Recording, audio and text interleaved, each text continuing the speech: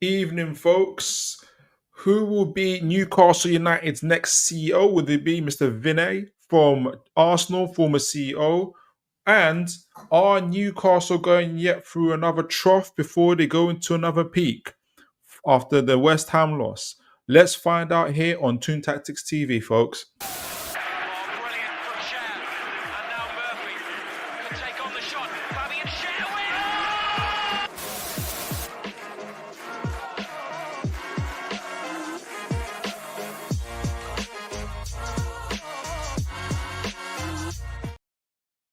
All right, folks, how are you doing?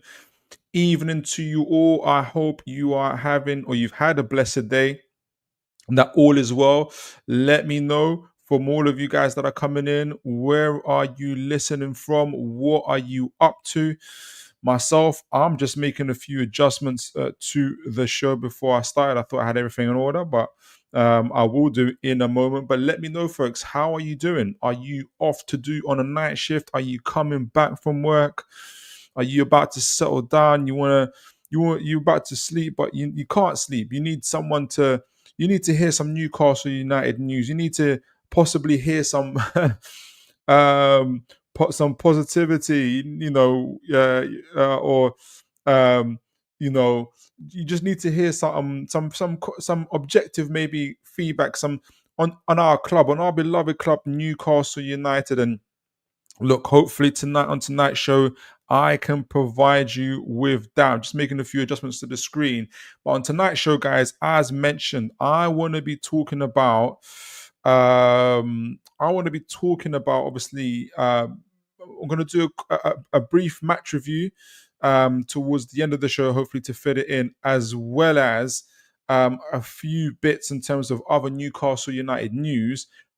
But I want to first focus on this. I want to first focus on the news regarding the possible appointment of Newcastle's next possible next CEO, potential new CEO, and that is former Arsenal chief. Let me make sure you guys can see that.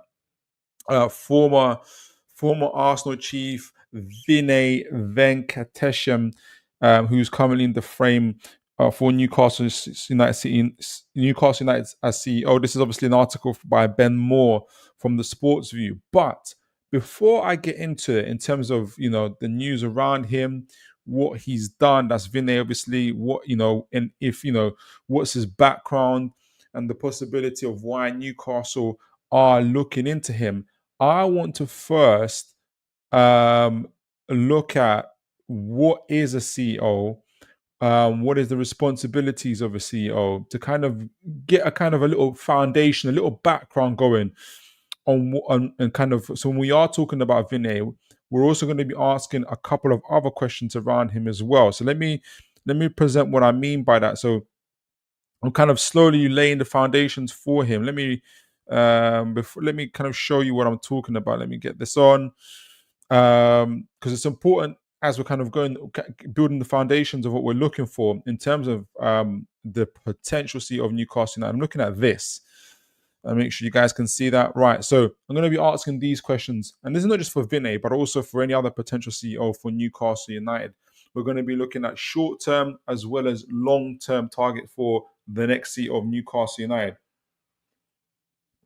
And as we work through this together journey, guys, I want you to keep these questions in mind.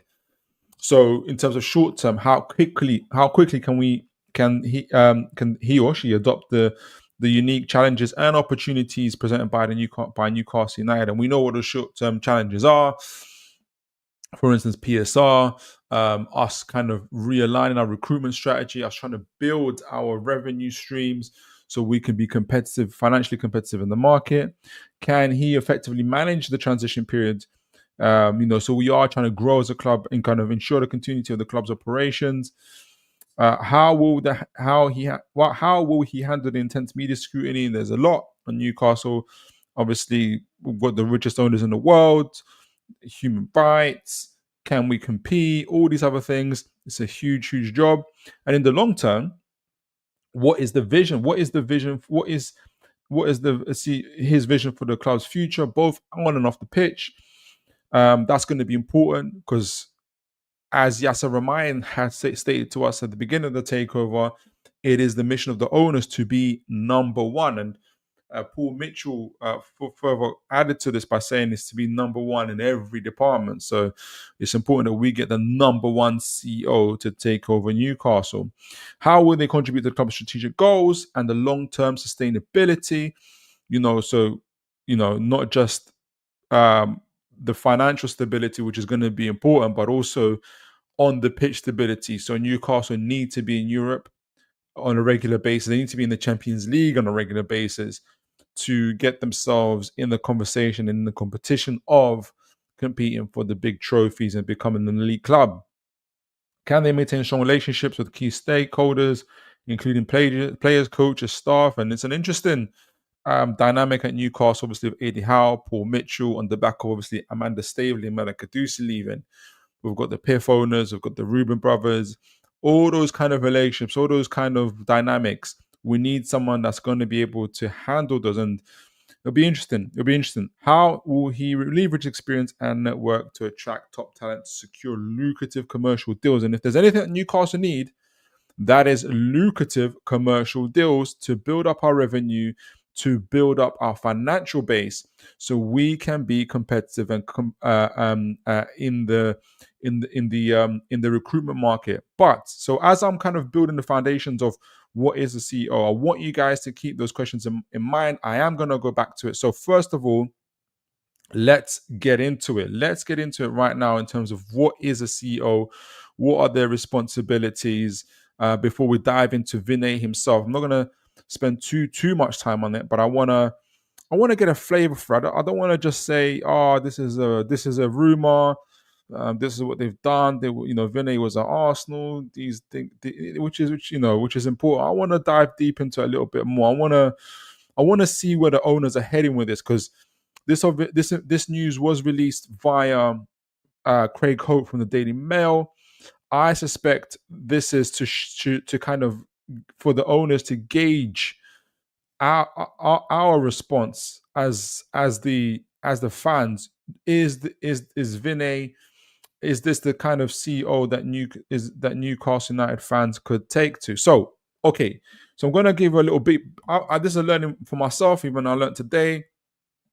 What is a CEO, and what makes a good CEO? We're going to go for a little bit of background on that before we go into Vinay. And my mic is a little bit dodgy. Let me make sure I fix it and tighten it. All right. So here we go. This is from, so I'm just reading an article from Jobs for Football.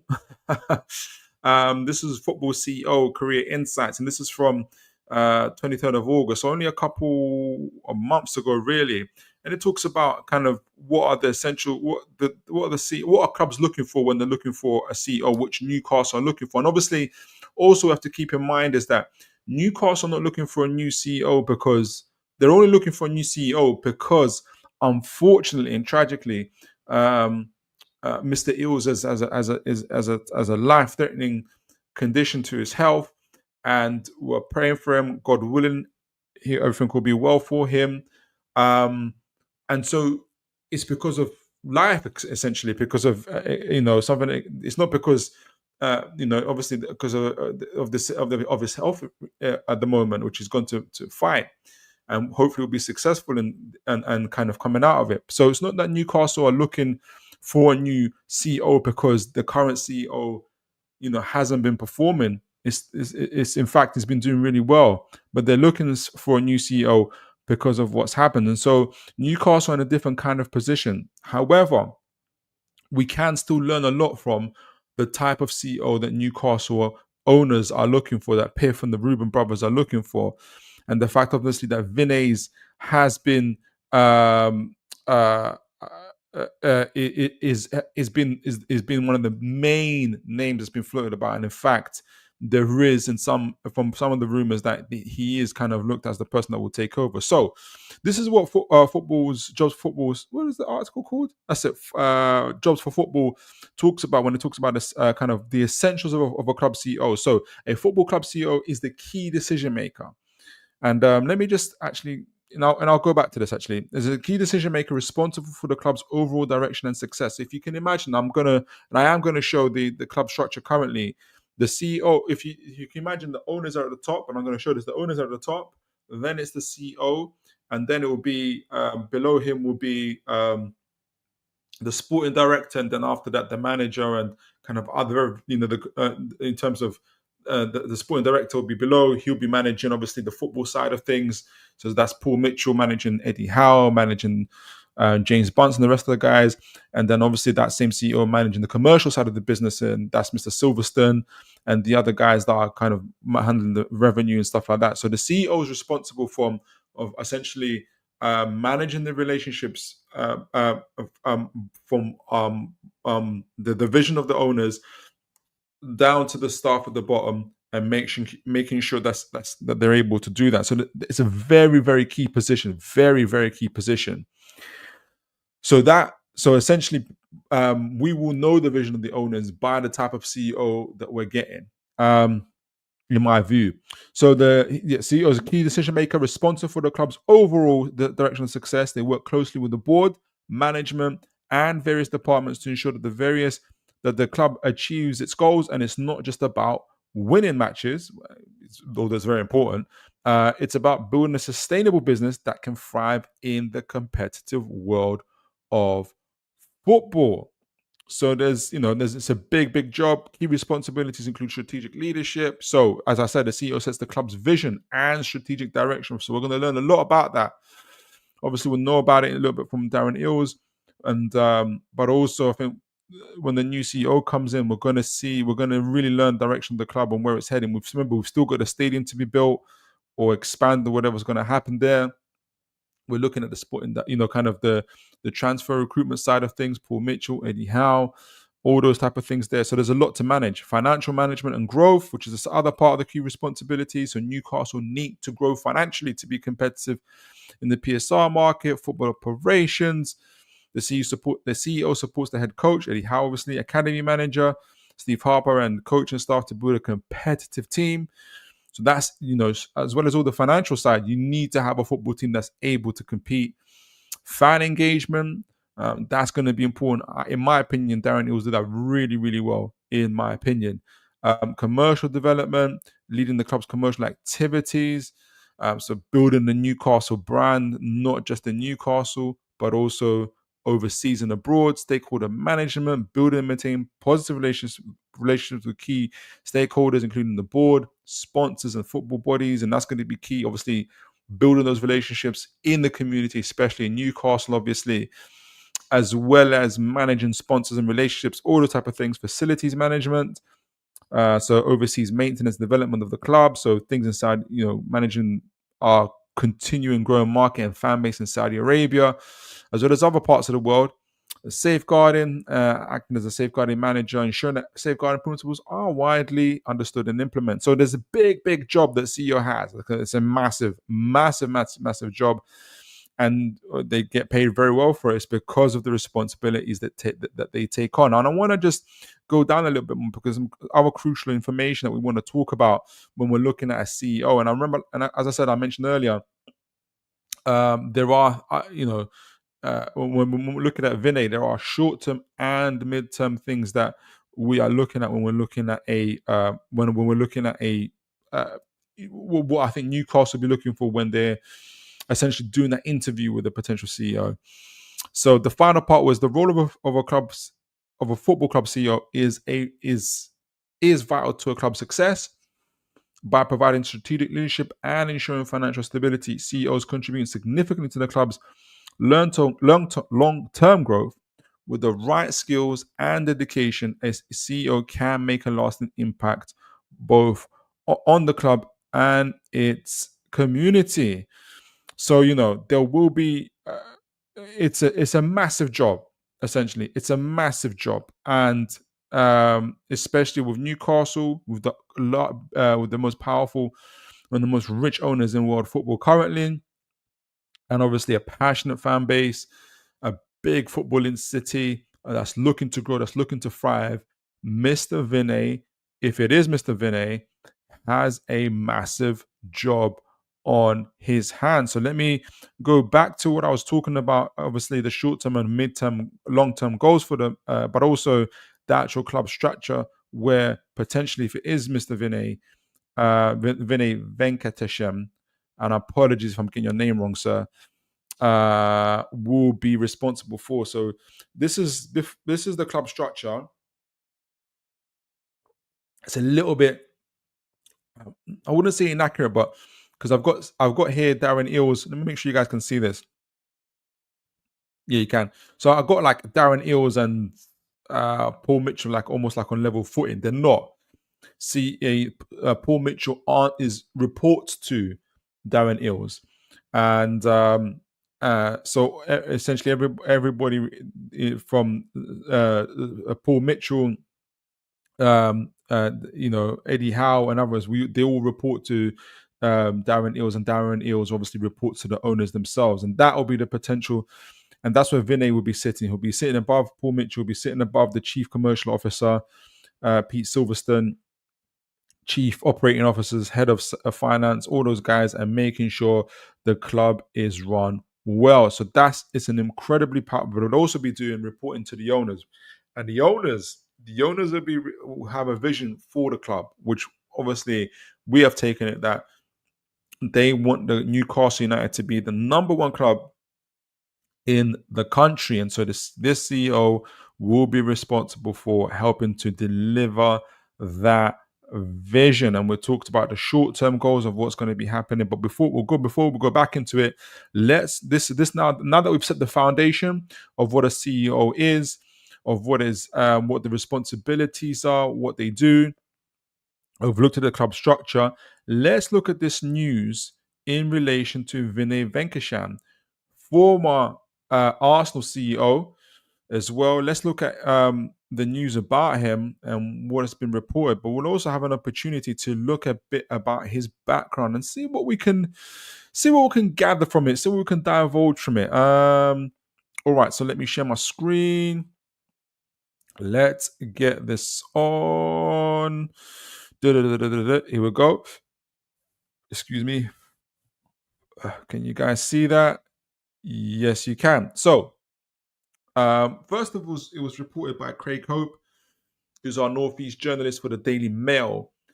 And I read and I watched his video on Vinai Venkatesham, and he essentially he went as far to say as like, not that he says, oh yeah, he's pretty much nailed on, but he was saying like the feeling is that he's more or less like the candidate, the leading candidate, the leading person for the post. And so I took that to me when journalists are kind of, they want to say it, but they don't want to get it wrong if it doesn't happen. So I take it to mean, because I'm not a journalist and I'm not reporting it, I take that to mean that Vinai Venkatesham is pretty much the next CEO of Newcastle United. And I wouldn't be surprised if anything,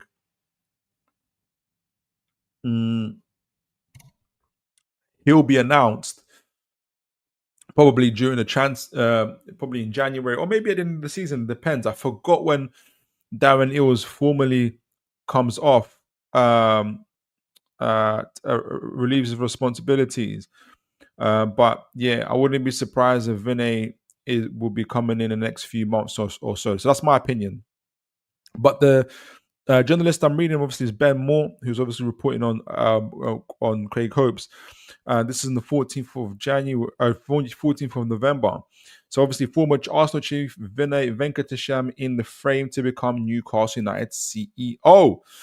So former CEO Vinai Venkatesham is in the running to become the new Newcastle United CEO, according to the Daily Mail.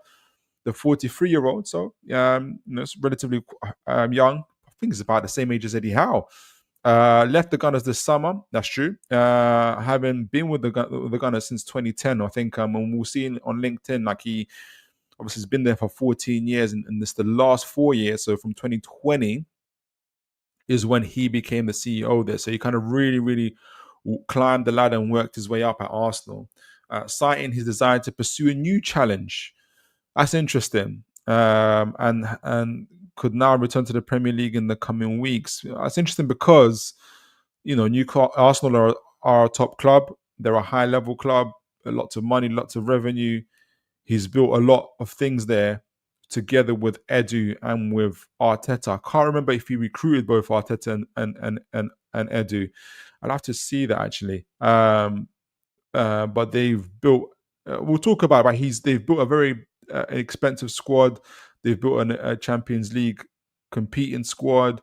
So it's interesting what that meant. Obviously, this year as well, Edu, the sporting director, has left Arsenal as well. So there's a lot of turnover in the last year or so at the higher boardroom level at Arsenal, which is interesting in that sense. And I'm going to be talking about his motivations for joining Newcastle with that when he says he wants a new challenge. So Newcastle announced in September that Chief Executive Darren Eales would be stepping down from his position after he was diagnosed with a chronic form of blood cancer, and we'll be praying for him to get better. Venkatesham could succeed him with the Magpies conducting a thorough recruitment process using external specialists, which is the way of the owners. They did it with Eddie Howe, they did it with Dan Ashworth, they did it with everybody with their own. They take very careful about their recruitment of who they bring in. With the owners set to make an eventual appointment, the former Arsenal chief joined the Gunners as but this appointment actually, speaking of how the owners are appointing, this is the first appointment they're making, I think. Well, you can count Paul Mitchell, but we know the whole history with that. This is the whole appointment, the first appointment the owners are making without the influence of Amanda Staveley and Mirad Gadusi. We know that, for instance, Paul Mitchell, when we were looking to recruit a new sporting director after Dan Ashworth, that PIF had Paul Mitchell as the number one candidate, whilst Eddie Howe, Amanda Staveley, and Mirad Gadusi, as rumored, but I believe this, had obviously Dougie Freedman from Crystal Palace. And we all know how that worked out. He led us down the primrose path and eventually rejected us, and was later found in a private men's club with Sir Alex Ferguson. So I fully expect Dougie Freedman to join Man United this summer. And then that's when Piff had enough, obviously. And bad for what followed, that was not a great summer transfer window. Mirad and Amanda leaving, and Paul Mitchell being installed as Piff's first choice. And now Piff, obviously, together with the Reuben brothers, but obviously I think Piff will be, if Vinai is joined, he's pretty much a Piff signing, as is Paul Mitchell. So, which is interesting, very, very interesting. You know, we're seeing more and more the stronger vision, or the vision of Piff for Newcastle United pretty much formulating in this way. So let me just finish this article before I go to the comments. Venkatesham could succeed him with the Magpies conducting a thorough recruitment process using external specialists with their own set to make an eventual appointment. The former Arsenal chief joined the Gunners as their head of global partnerships, becoming and remember I think it's Pete Silverstone, who's our, I just read, he was our, what is he? He is our, Pete Silverstone is our chief of commercial officer. They both worked together at Arsenal. And I think together they managed their 300 million Adidas deal. So we've got guys of real high caliber possibly joining Newcastle. Obviously, Pete's already there. The former Arsenal chief, that being Vinai, joined the Gunners as their head of global partnerships, becoming a managing director in 2018 after Ivan Gadzidis left for AC Milan, turning their CEO in 2020. The British Indian football administrator also worked as the former chief commercial officer and played a key role in helping develop their women's team. So yeah, he's big on that. It is on his profile, which we'll read in a minute. He's a non-executive director of the British Olympic Association, highly regarded across the football industry, and also holds seats in the UEFA club competition. Interesting. He holds seats on UEFA's club competitions committees and European Club Association boards. So when we're talking about PSR, we're talking about competitions. We've got a guy with a real kind of inside knowledge here. He's on the UEFA Club Competitions Committee, so a man of influence, shall we say. It'd be really, and you can see what maybe now you can begin to form what maybe the owners are looking at in him, like in terms of what they're seeing, which is somebody with inside knowledge and understanding of the football game itself, and not just obviously the PSR, so they have a really good knowledge of PSR and also how to build profit as well, but also has influence on on the kind of those governing bodies themselves.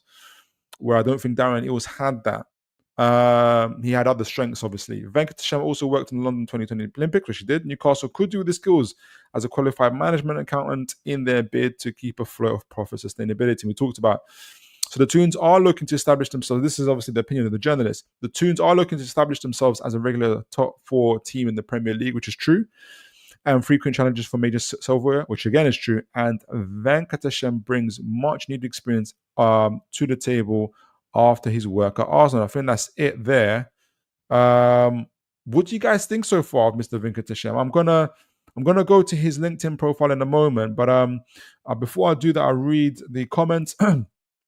Aaron Kane, how are you doing, sir? Always a pleasure to have you join me on the show. Evening, Philip. Disappointed with the performance yesterday. Yes, so am I.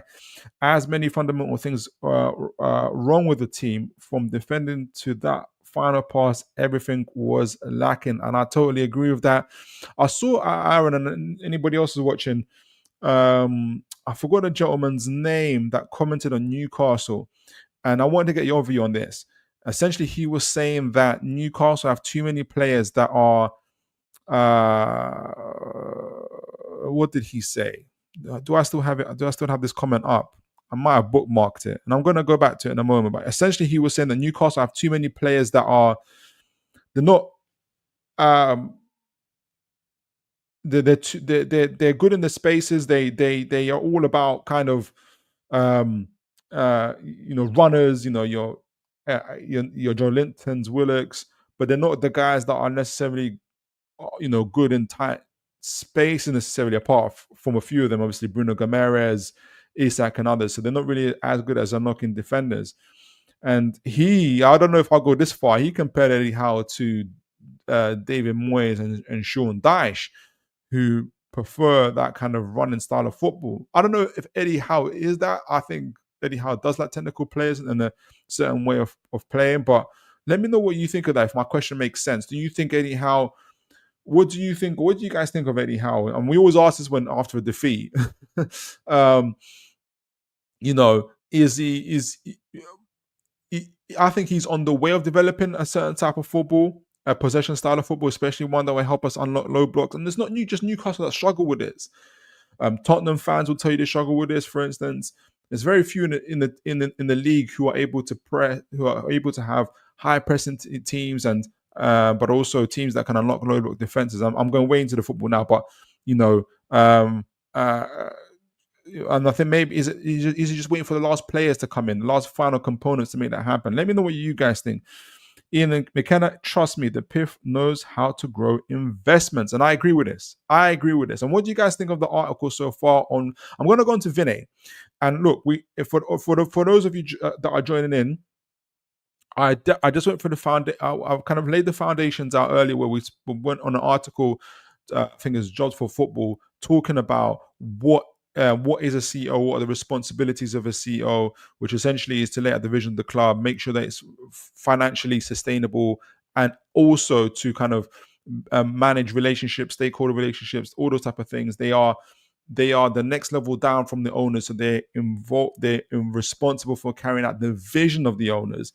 So the CEO is obviously in charge of ensuring that we know the vision of the owners is hopefully to ensure that the club is number one. And so the CEO will be working.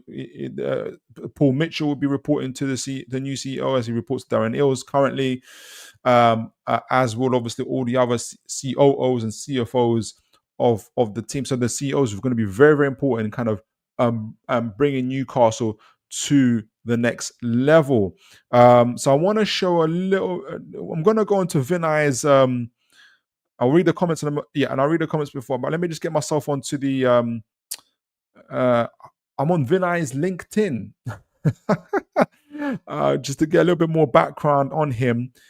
And we talked about the short term. So and it's not just on Vinay, but whoever the CEO is, I'm asking the question. I want us to ask the question: is if said CEO is the answer, what is the question in relation to our owners? If it is Vinay, if the owners do select Vinay, essentially, why did they select them? And we're going to look at we're going to be, and what does it say about where they're looking to lead the club in the short term as well as the long term? What is going to be the challenges for that CEO, and what does it tell us in terms of us, the fans, where the owners are taking the club to? But before we do that, let me read a few of your comments, and we'll go on to that.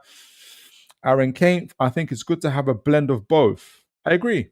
Yeah, so that's in relation to players that are obviously kind of essentially runners into space type of players, and players that are good and technically on the ball and good in tight spaces. So I think it's good to have a blend of both. Ideally, you want runners which we have, but you want that quality in tight spaces. Do you think in our right wing search that narrows down what we are looking for? 100%. 100%. And I don't know if Aaron, you saw the show I did on potential right wing forwards. I had Akliouche from Monaco. I had Johan Bakayoko from PSV. There was another Mbuemo, obviously from Brentford, and there was a fourth one who I can't remember. And essentially, I like the profile of the ideal, but obviously unavailable to us, would be a right wing form profile of a Cole Palmer stroke Kulusevski type who do both, who are both athletic, strong, tall, runners into space, but also very exceptionally good on the ball, good in tight spaces, and can unlock defenses with their passing or like just their dribbling and skill and ability. But I think Newcastle currently, the players that are available to them are that either next level down, or players that are young but hopefully will get to that position. Obviously, we looked at Mbuemo. He kind of come out as a favorite, but I'm not sure about his price. And I look at him more of a floor raiser. In the end I think I chose Akliouche. I'll be corrected on that. I think I chose Akliouche from Monaco. He's a 22-year-old who plays obviously in Monaco, been playing in the Champions League with them. He's essentially the number 10, really good on the ball, running with the ball. He's the person that unlocks defenses for them. He's the one that kind of is responsible for that. And there was obviously kind of rumors, information, articles that he could be the next one person forward. So I looked at him in terms of, I don't know if you know who Akliouche is. I've watched 1.5 games of him, I think, now as well. So yeah, if you guys know who he is, do let me know what you think of him. So yeah, that's what I'm looking at. I'm looking at kind of profile of a Cole Palmer type of profile, the closest and I think kind of attainable at the moment, because Akliouche is probably around 20-25 million euros. And possibly we can get him in January, possibly. But let me know what you think. Who would you select, Aaron? Who would be available? And I said maybe in January, but also in the summer. Who would you go for? And in terms of having someone who can make that key pass to unlock a defense with that technical quality, rather than someone with pace. Yeah, although ideally we want both. But yeah, Akliouche would be that kind of person. Ian McKenna, to grow. Yes, and that's in regards to Piff, I think. It's like a tree. It takes time, but the seed has to be planted. You know what? Ian. That's exactly what I feel about our current process for Newcastle in terms of where we're at, and I think we are finally kind of beginning to align ourselves. Obviously, Newcastle. I always go through this. Newcastle's. The whole takeover started almost like in a rush. They paid the owners paid Qatar the 1 billion for the TV rights. It all happened in October, but the summer transfer window just went. Steve Bruce was there. We couldn't get a sporting director in time, so we had Steve Bruce was going to send us to relegation, so we had to sack him. then get the manager in. We're trying to get Une, we've got Eddie Howe. Ideally, if everything worked out, we would have got a sporting director first, then the manager. But we've got a manager, and obviously Eddie Howe did a terrific job, but he wasn't a sporting director, but he was acting like a sporting director because we didn't have a sporting director. Dan Ashworth came in, and yada yada yada. So everything was kind of working. The horse, so the cart came before the horse, if that makes sense. It was sort of working for a time until it wasn't working. Obviously, the last two transfer windows and everything else on the boardroom level in terms of the too much influence from Amanda and murder, which has been reported. Now, obviously, with Amanda and Midad gone, Darren Eales obviously now taken ill, but we've now got obviously a sporting director in Paul Mitchell. We've got a succession plan for Darren Eales in terms of the next CEO. If it is Vinay that's taken over, we're now beginning to create a board, a directorate of who are pretty much aligned with the owner's vision of what they're looking to do with the club. And that's where Paul Mitchell, James Bunce fit in. Eddie Howe hopefully will be a part of that as well. We'll see, or whoever the next manager is. But the structure is building, and you're right, Ian. I think the structure of the club is beginning to take shape. So let me read the final comments before I get onto Mr. Vinay's LinkedIn. Aaron Kempf, yeah. In terms of Vinay, he would be a good appointment given his experience and where we are currently in the project. We need to balance the books and improve every aspect of the club. I agree, absolutely. Ian McKenna, the seed is planted. It is. I do think so. Let it grow. Absolutely. Aaron Kempf, I think a new stadium supersedes and shortens the journey to get. Yeah, I agree. To get where we want to be, as it increases our commercial revenue. And you know what? And let me know what you guys think. I think part of the reason why, I think the owners know what they want to do in terms of a new stadium. They're lining up their ducks in a row, and part of those ducks, I think, is a new CEO. And I think Vinay will be there for that. I can't remember when Arsenal built their new stadium, if Vinay would have been around during that time. I think he would be. 14 years is a long time at Arsenal. So I think they're just lining up their ducks in a row, and they want their board, their structure to be there. They want the fans to be on board with it, which is slowly becoming, they're beginning to get that. And obviously, where they want to build it, how much they want. I think they've got all those plans in set. So it's going to be a very busy summer for Newcastle United. But let's go back to Mr. Vinay. We laid the foundations for what is earlier for the folks that know what a CEO is, what the responsibility are, essentially ensuring the vision of the club, which from the owners is impacted on the club itself. They are, when we're looking at the club structure, and we'll show it again, at the top of the club structure, obviously beneath the owners who they report to, but the likes of the Paul Mitchell, sporting director, and the likes of Pete Silverstone, the commercial CEO, will be reporting to the CEO as well. So the CEO is the person that's going to bring all those kind of people together to ensure the sporting side, the footballing side, and the financial side and the growth side of the club is competitive and growing on and off the pitch. And so the CEO that we're going to get, and they're going to have various challenges being at Newcastle, both short term and long term. It's going to show us where the owners see the club going forward. Remember, they want to be number one, and they want to be number one in every department. So Vinai Venkatesham, he's OBE now. He was, I think, does that mean he was knighted? I don't know. Current CEO, chair, board of director, Arsenal he was at Arsenal from 2010 to 2024. He worked his way up there. He was involved in the Olympics and all these in 2012 Olympics. So this is from his LinkedIn page, folks. So these are the things that he's laid out about himself that he believes are important for us to know.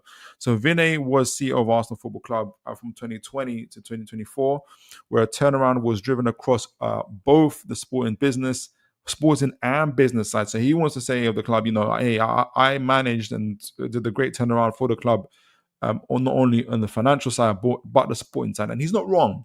Arsenal have progressed a lot in the last 4 or 5 years, and it was. And I want to, if anybody's able, if you can Google, did Vinay hire Edu and Arteta? Even if he didn't hire Edu and Arteta, he was there for the most part of their years together. And obviously, they've built a very competitive squad. They're obviously competing for the league and have competed for the league for the last 2 years. And obviously, I've been in the Champions League for the last 2 or 3 years, 2 years now as well. So they have one of the most expensive squads in the league. They've built it up that way. And it's not by buying expensive players necessarily. For instance, Erdegaard was a loanee signee from Real Madrid for about 20-30 million euros. And obviously now he's worth a lot more money than that. So that gives you around a kind of an idea. But obviously, Arsenal's commercial impact is worldwide, and how they do it is exceptional. So he's right about that, and he's led that. So exceptional results were achieved, which is true, under the intense public scrutiny that comes with leading a high-profile global consumer brand, which Arsenal are. During this period, large-scale growth in revenue has been delivered across all areas, as he has many multiple growth in EBITDA. I don't know what that is. I should have researched that. I'm assuming it's very good. Squad value, yes, is again I think third highest in the league. Value is worth more than $1 billion, I think. Value and enterprise value has significantly increased. A cost efficiency program was successfully concluded. Yeah, so they were within a PSR, very competitive and sustainable. Arsenal are on the pitch. Arsenal are back competing for the Premier League, which is true. Title from position 8th in 2020, which they were, to position 2 for last 2 seasons. That is correct. And in 2024, competed in the Champions League quarterfinals for the first time since 2010. All true.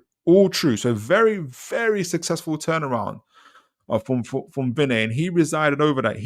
Whether he recruited Arteta and or Edu or not, he is certainly the man who under his kind of watch, Newcastle, well, hopefully Newcastle, but Arsenal have grown.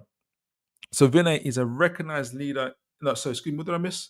So the turnaround was enabled by building a new and dynamic executive team. That's interesting. So he built the executive team. So he helped build the management team. There's already one in Newcastle. So I don't envisage him coming in and sacking people or bringing in. He might bring in his own people, but he might do that. He might bring in Pete Silverstone's already there, but I don't know if he'll build. That means he'll bring his own people as well or not.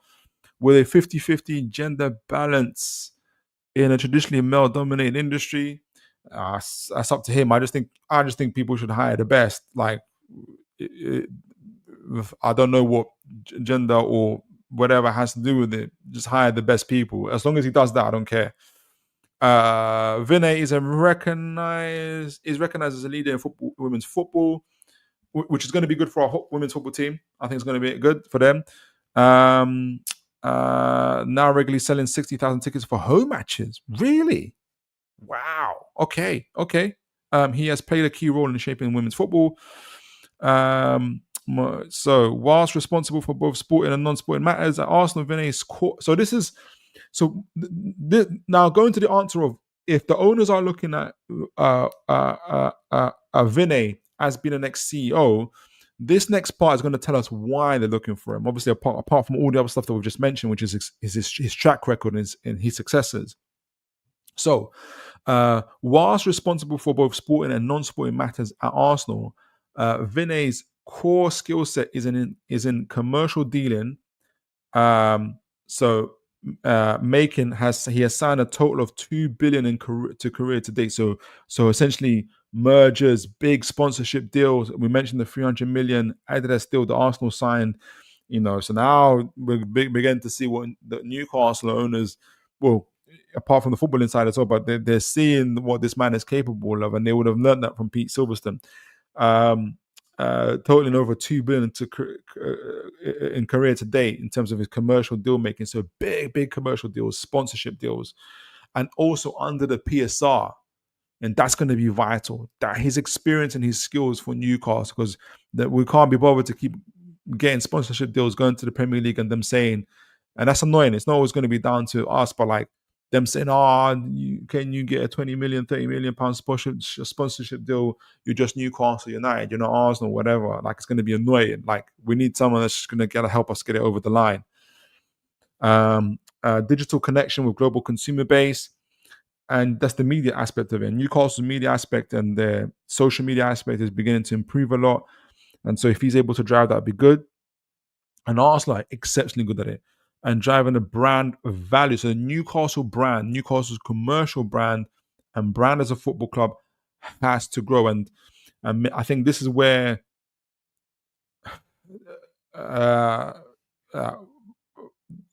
you're going to get, I think, Newcastle fans, both in Newcastle, outside of Newcastle, we're going to see more and more debates over this in terms of Newcastle as a club growing from just a big club that's big in Newcastle to a big club that's big worldwide, and what that would mean. It's not just obviously, although important, season, whether you're able to get your season tickets or not, but also in terms of how when Newcastle go around the world. For instance, the whole kind of situation around the fan advisory board and people having an issue with people who became Newcastle fan. I think there's a lady that became a Newcastle fan after the takeover from New York, and people taking issue with that and stuff like that. And I thought, I understand that she's not local, and at least she was very clear. I became a fan after the takeover. I don't think she became a real football fan in general. I think Newcastle's her first football club. And for me, that's a positive sign that you're getting people from across the globe, fall in love with Newcastle like we all have and wanting to support Newcastle. And I think people got to understand that Newcastle, until this takeover, especially outside of Newcastle, is a small club and has only become relevant, more and more relevant, since our owners came into it, because we've got the richest owners in the world. It will be the equivalent of, or very similar to, Elon Musk taking over Brighton. If Elon Musk takes over Brighton, the brand of Brighton explodes. And so we've got to understand what that means and the impact of that. So there's going to be a lot more debate on a fan level, in my opinion, on that. And I think good times, but challenging times for everyone ahead to go with that. Where was I going with that? Yeah, driving brand value. His broad skill set also includes operations and finances, qualified management, accounting, and all of that. Okay. So his big core skill set is big financial sponsorship deals, 2 billion to date. Like, he's the guy to make these deals happen. That's the main thing he's saying. He's particularly adept at dealing with complex stakeholder management. Interesting. So he's dealing management in terms of managing relationships. So the owners, the fans, the directors, and there was an interview with him I wanted to show, but I might run out of time. But they changed the. If you guys seen the Arsenal football stadium, they got those big 8 posters outside of it, and they wanted to change it up a little, refreshing it. But he went to the fans. He went to the stakeholders, he went to the sponsors, and kind of wanted to get their ideas and what they thought would be best. Then they kind of drew these boards up, and became really successful. So if you see Arsenal football stadium, you see the big 8 kind of pictures around the stadium. It looks very, very beautiful, very amazing, really. And again, it goes back to the potential new stadium that Newcastle will get. Really, really get, guys, the next few years or so. I think the face of Newcastle United is really going to change, and so I can see why the owners are looking at him. He's particularly adept at dealing with complex stakeholder management on an international basis, involving both public and private stakeholders. He also has significant experience sitting on boards outside of Arsenal, so the Olympics board and everything else. So, Oxford University educated, of course. But yeah. What do you guys think of Vinai so far? And I'm gonna before I kind of go into that, I'm gonna go back. I'm gonna go to the comments in a moment, but I'm gonna take off this stuff and I'm gonna go back to the original point when we're kind of discussing whether he would be a good appointment or not, and if he is the appointment, which I think he is. I think he is.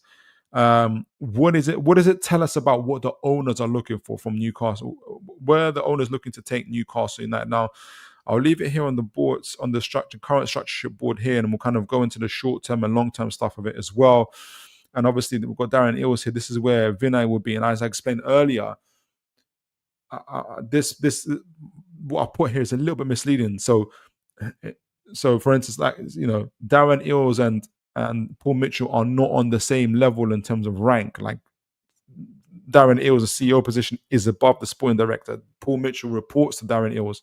So does Pete Silverstone, chief commercial officer, chief operating officer also, and head of finance. All these guys report to Darren Eales, who reports to the owner. So this CEO position is absolutely viable. What do you guys think of Vinay so far? I'm going to go through the comments. As we kind of decipher a little bit of Vinay, and after that we'll go a little bit into. I'm running out of time, but I wanted to dissect a little bit about the match yesterday. All right, so I think a new stadium. Did I read this already? Aaron, I think a new stadium supersedes and shortens the journey to get where we want. Yeah, I read that. Ian McKenna. Investment is very, very rarely about short-term vision. Facebook 20 years before it took a profit. I didn't know that. That's interesting. Ian and many others, I agree. Let it grow. Ian McKenna, they are fully aware of what they are doing for far more than we are. And I think you're talking about the owners, aren't you? Aaron Kane, in terms of a right wing, Charles D. Catellier. I think, Aaron, you always bring up these names that was it you that brought me? Who was it? Was it a Villarreal defender somebody was telling me about? I don't know if it was you. I like these names. I need to look these guys up. So, in terms of right wing, Charles D. Catellier is someone I feel makes sense in terms of having that technical quality, play well tonight in the Champions League, and feels like a Paul Mitchell signing. Let me make sure I get this down. Charles D. Let me make sure I put it in my notes. Charles D. Cutler. I'm going to look him up. Who does he play for? Let me get my notes. Notebook. Let me make sure I get his name right. Oh gosh, is it not working? Okay, so let me get this. Yeah. Okay, Charles. Here we go. Charles D. Catellier.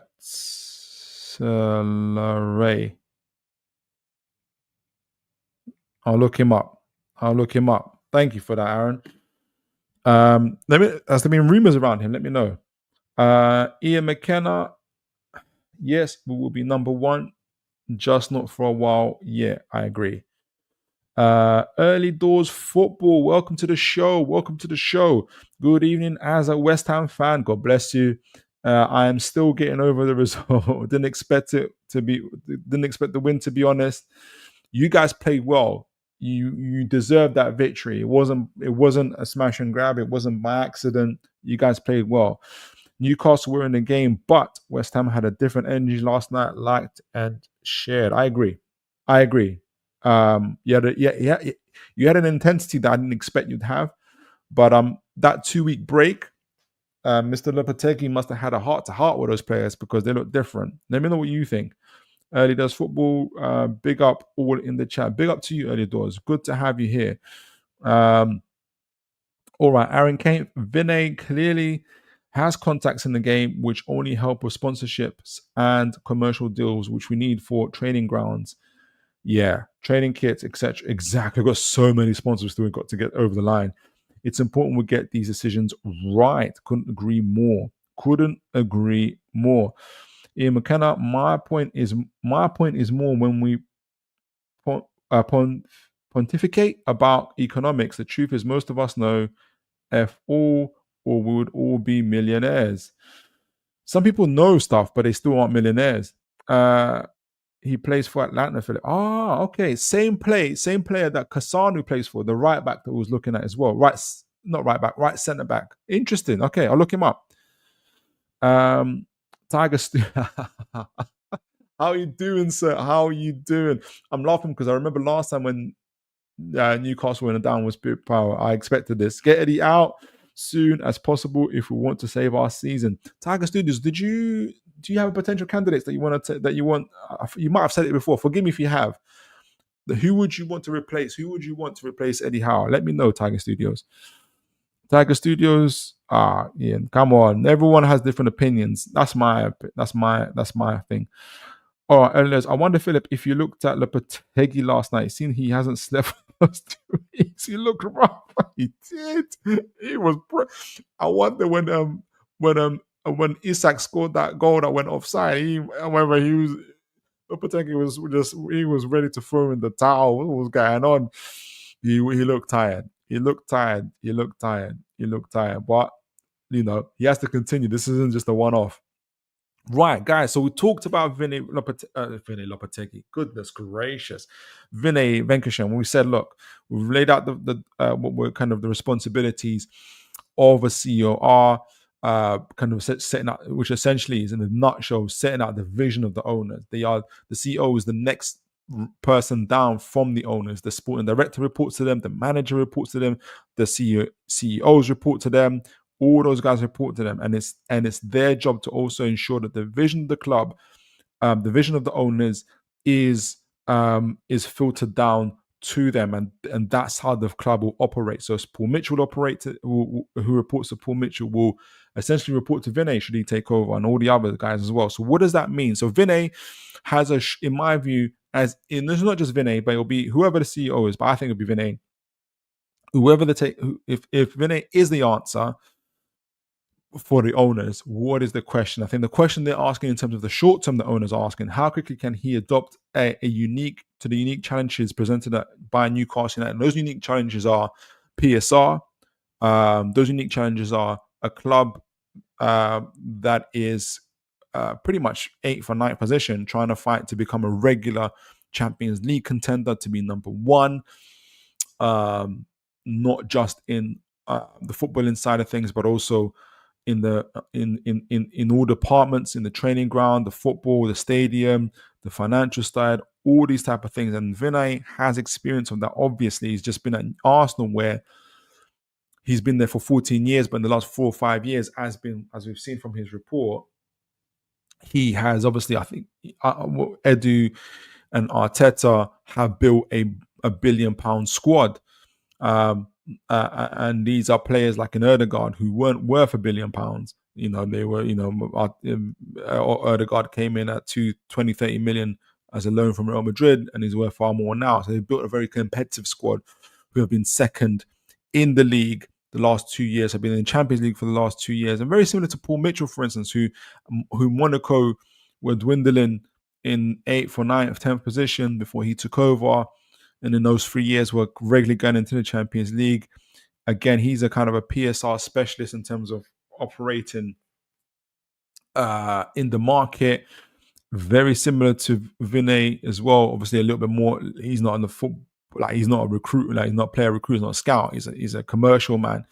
So you can see that the relationship that a Vinai would have with a Paul Mitchell to be able to operate smartly in the market and to build assets from players at sometimes as well, buying players to sell players, as well as buying players that will compete in the football team. And that's where Eddie Howe, if he does want to continue to stay at the club, will have to also adapt and grow himself.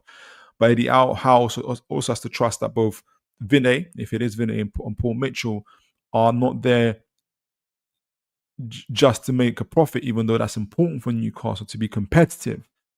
But they are there to grow the squad and for the squad to be to grow as well, to be competitive. And I think that's the short-term stuff. Can he effectively manage the transition period? And look, obviously, like I said, Darren, it was it's only due to his health that he's moved on, not because of bad performance. He's been incredible for Newcastle. So the transition period, in that sense, should be good. And Vinai is actually coming into a club, like I mentioned, our boardroom, there isn't the same strife that was there before with Amanda and Mehrdad Gadusi and Darren Eales and Eddie Howe, who was kind of a part of that as well, and all that kind of situation there. I imagine it's a little bit more calmer than it was before. Obviously, there was a little bit of a a spike with Paul Mitchell coming in. He's not part of the board of directors though, but that would have been part of the issues as well with Paul Mitchell and Eddie Howe. But if Vinay comes in now, um, things are a little bit more calmer, and Newcastle have a sense of direction in terms of commercially where they're heading to, what they're trying to improve, but also on the football and the sporting side as well. And so, but he's also going to be trying to grow the club, as well. So it's going to be an interesting part that he's in the short term, him trying to support Paul Mitchell, support Eddie Howe, support the club to get to that number one spot. So how will we handle the short term, how he will handle intense media scrutiny, which there will be. We've got the richest owners in the world, and fan expectations, which are high. Obviously, we've already got someone in the folks in the chat saying Eddie Howe out. So Vinay has to, there's a management of expectations for Newcastle. The owners themselves, Yasser Ramayan, came out and said he wants Newcastle United to be number one. And I know Paul Mitchell kind of also qualified that to be number one in every area. And so that's not just obviously position on our table, which is very, very important, but also number one on the, whether it's the training ground, the stadium, the branding and the commercial side of Newcastle United. So that's where, whether it's Vinay or whoever comes in, is going to be responsible for Newcastle in the short term to be able to do that. In the long term, obviously the club is to be number one on the pitch, on and off.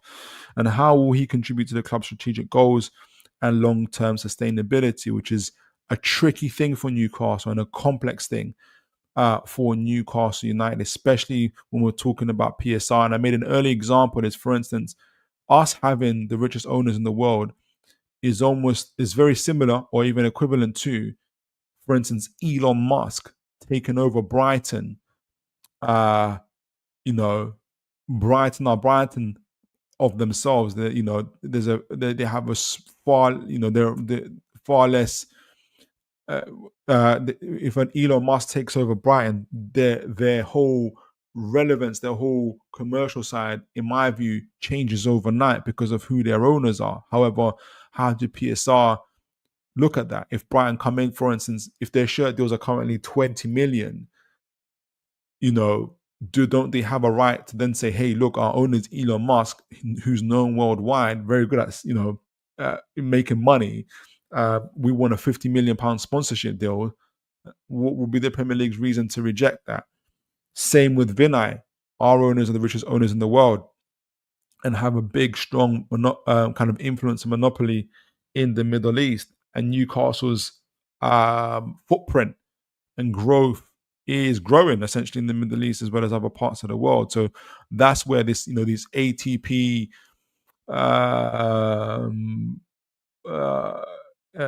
lawsuits of Man City and everything else that's come into play, that's where the big fights are. Vinay obviously sits in the UEFA board.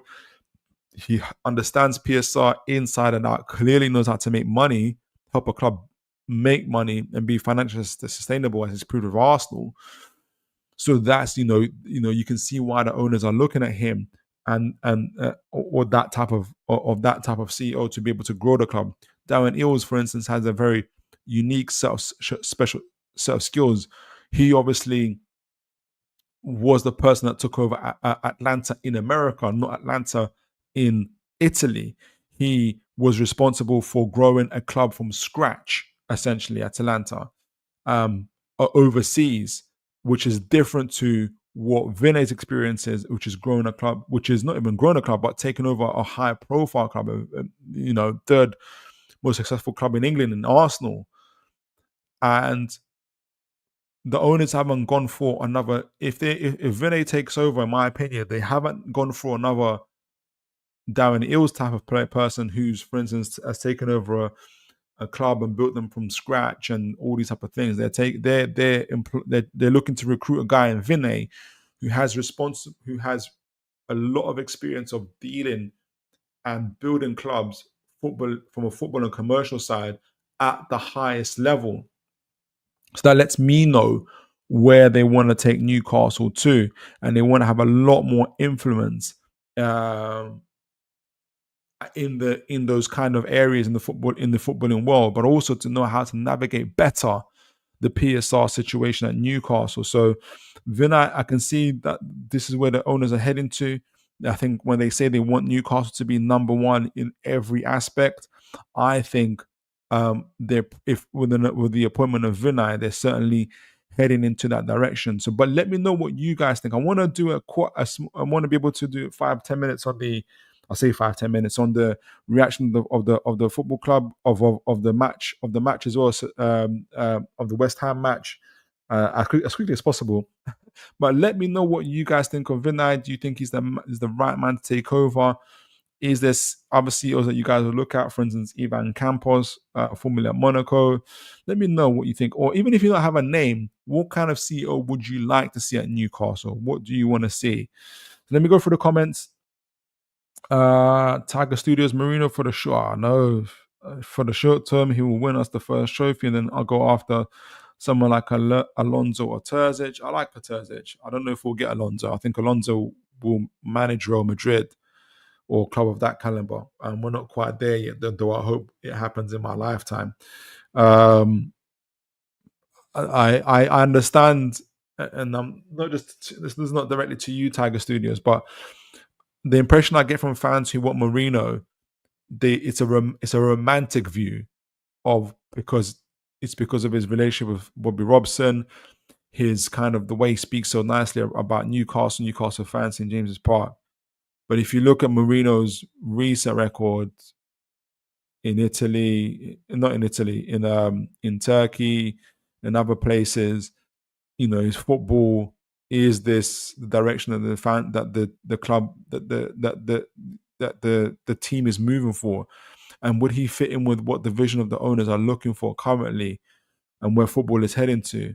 Is he going to be able to understand that Newcastle can't buy a player for 50, 60, can't buy a defender for 50, 60 million pounds, can't buy this player, can't spend 300, 200 million in a summer window because of PSR?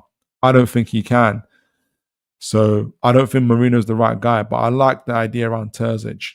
He's not bad. Van Nistelrooy, young, obviously. I want to see him actually manage a club. At least that's a level below Newcastle, to see what he gets. But good shout. Good shout. Do you think he's that much better than Eddie Howe? Is his type of football the football that you think is going to take us to number one?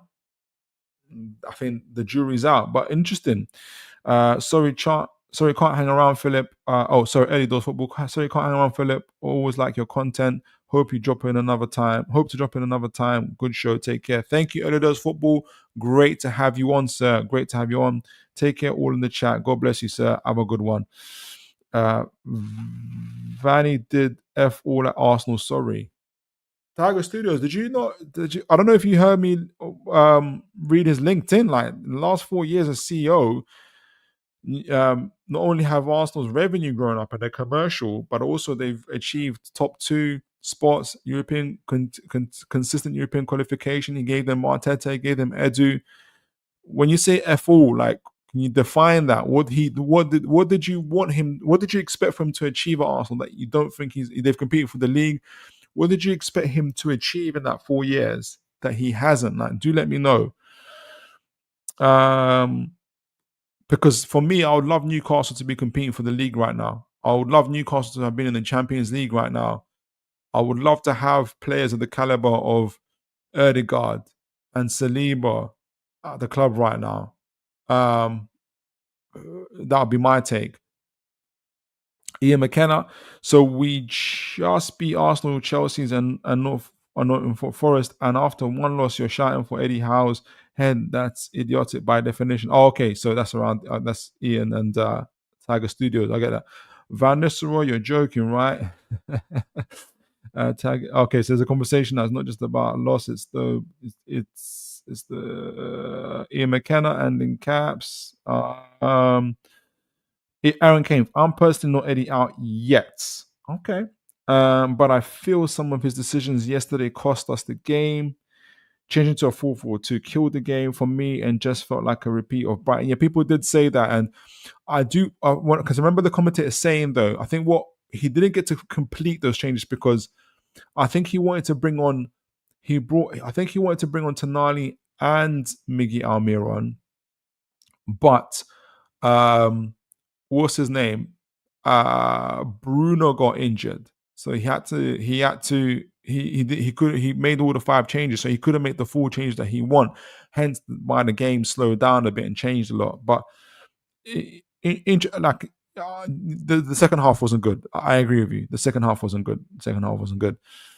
And Aaron Kane, and if he doesn't, he has no plan B. I think it's interesting. I hear a lot of fans outside of, whether it's Tottenham fans, Arsenal fans, whoever, always say their manager doesn't have a plan B. NUFC fans need to support their manager.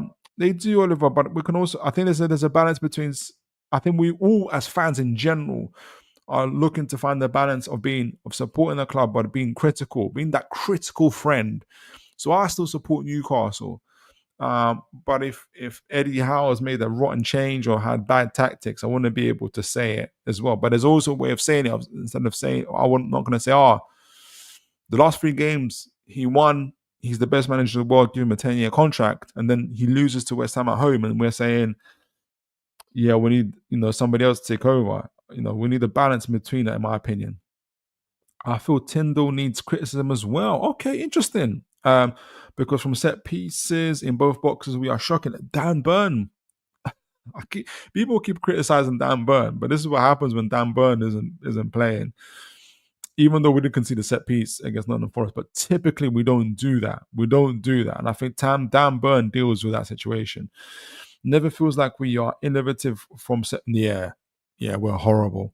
Innovative from set pieces, and I don't see us being a threat from set pieces. Chelsea are the same. Tottenham are the same. I think a lot of clubs are the same, apart from Arsenal and the likes as well. Ian McKenna, it isn't the Middle East. Everybody uses oil, and pretty much every Saudi company. Okay, I think I'll caught the end of the conversation or something. It's why they're worth $1 trillion. Ian McKenna, there is literally Premier League directors pootling to work using Saudi money to get there, and they're using Saudi money. Okay, I think I'm catching the end of a conversation or something. The argument is why is the dollar better? Thomas Boys, I think so. I've never seen you here before, Thomas Boys. Great to have you on the show, though. Apologies if you've been here before, but just want to welcome you, give you a warm welcome. Hope you're well. Comment, I have a question for you, Philip. Okay, great. How many drops can we have from this manager in results and the player's cause? Because we've dropped a lot of games since last season. We have to change the manager result.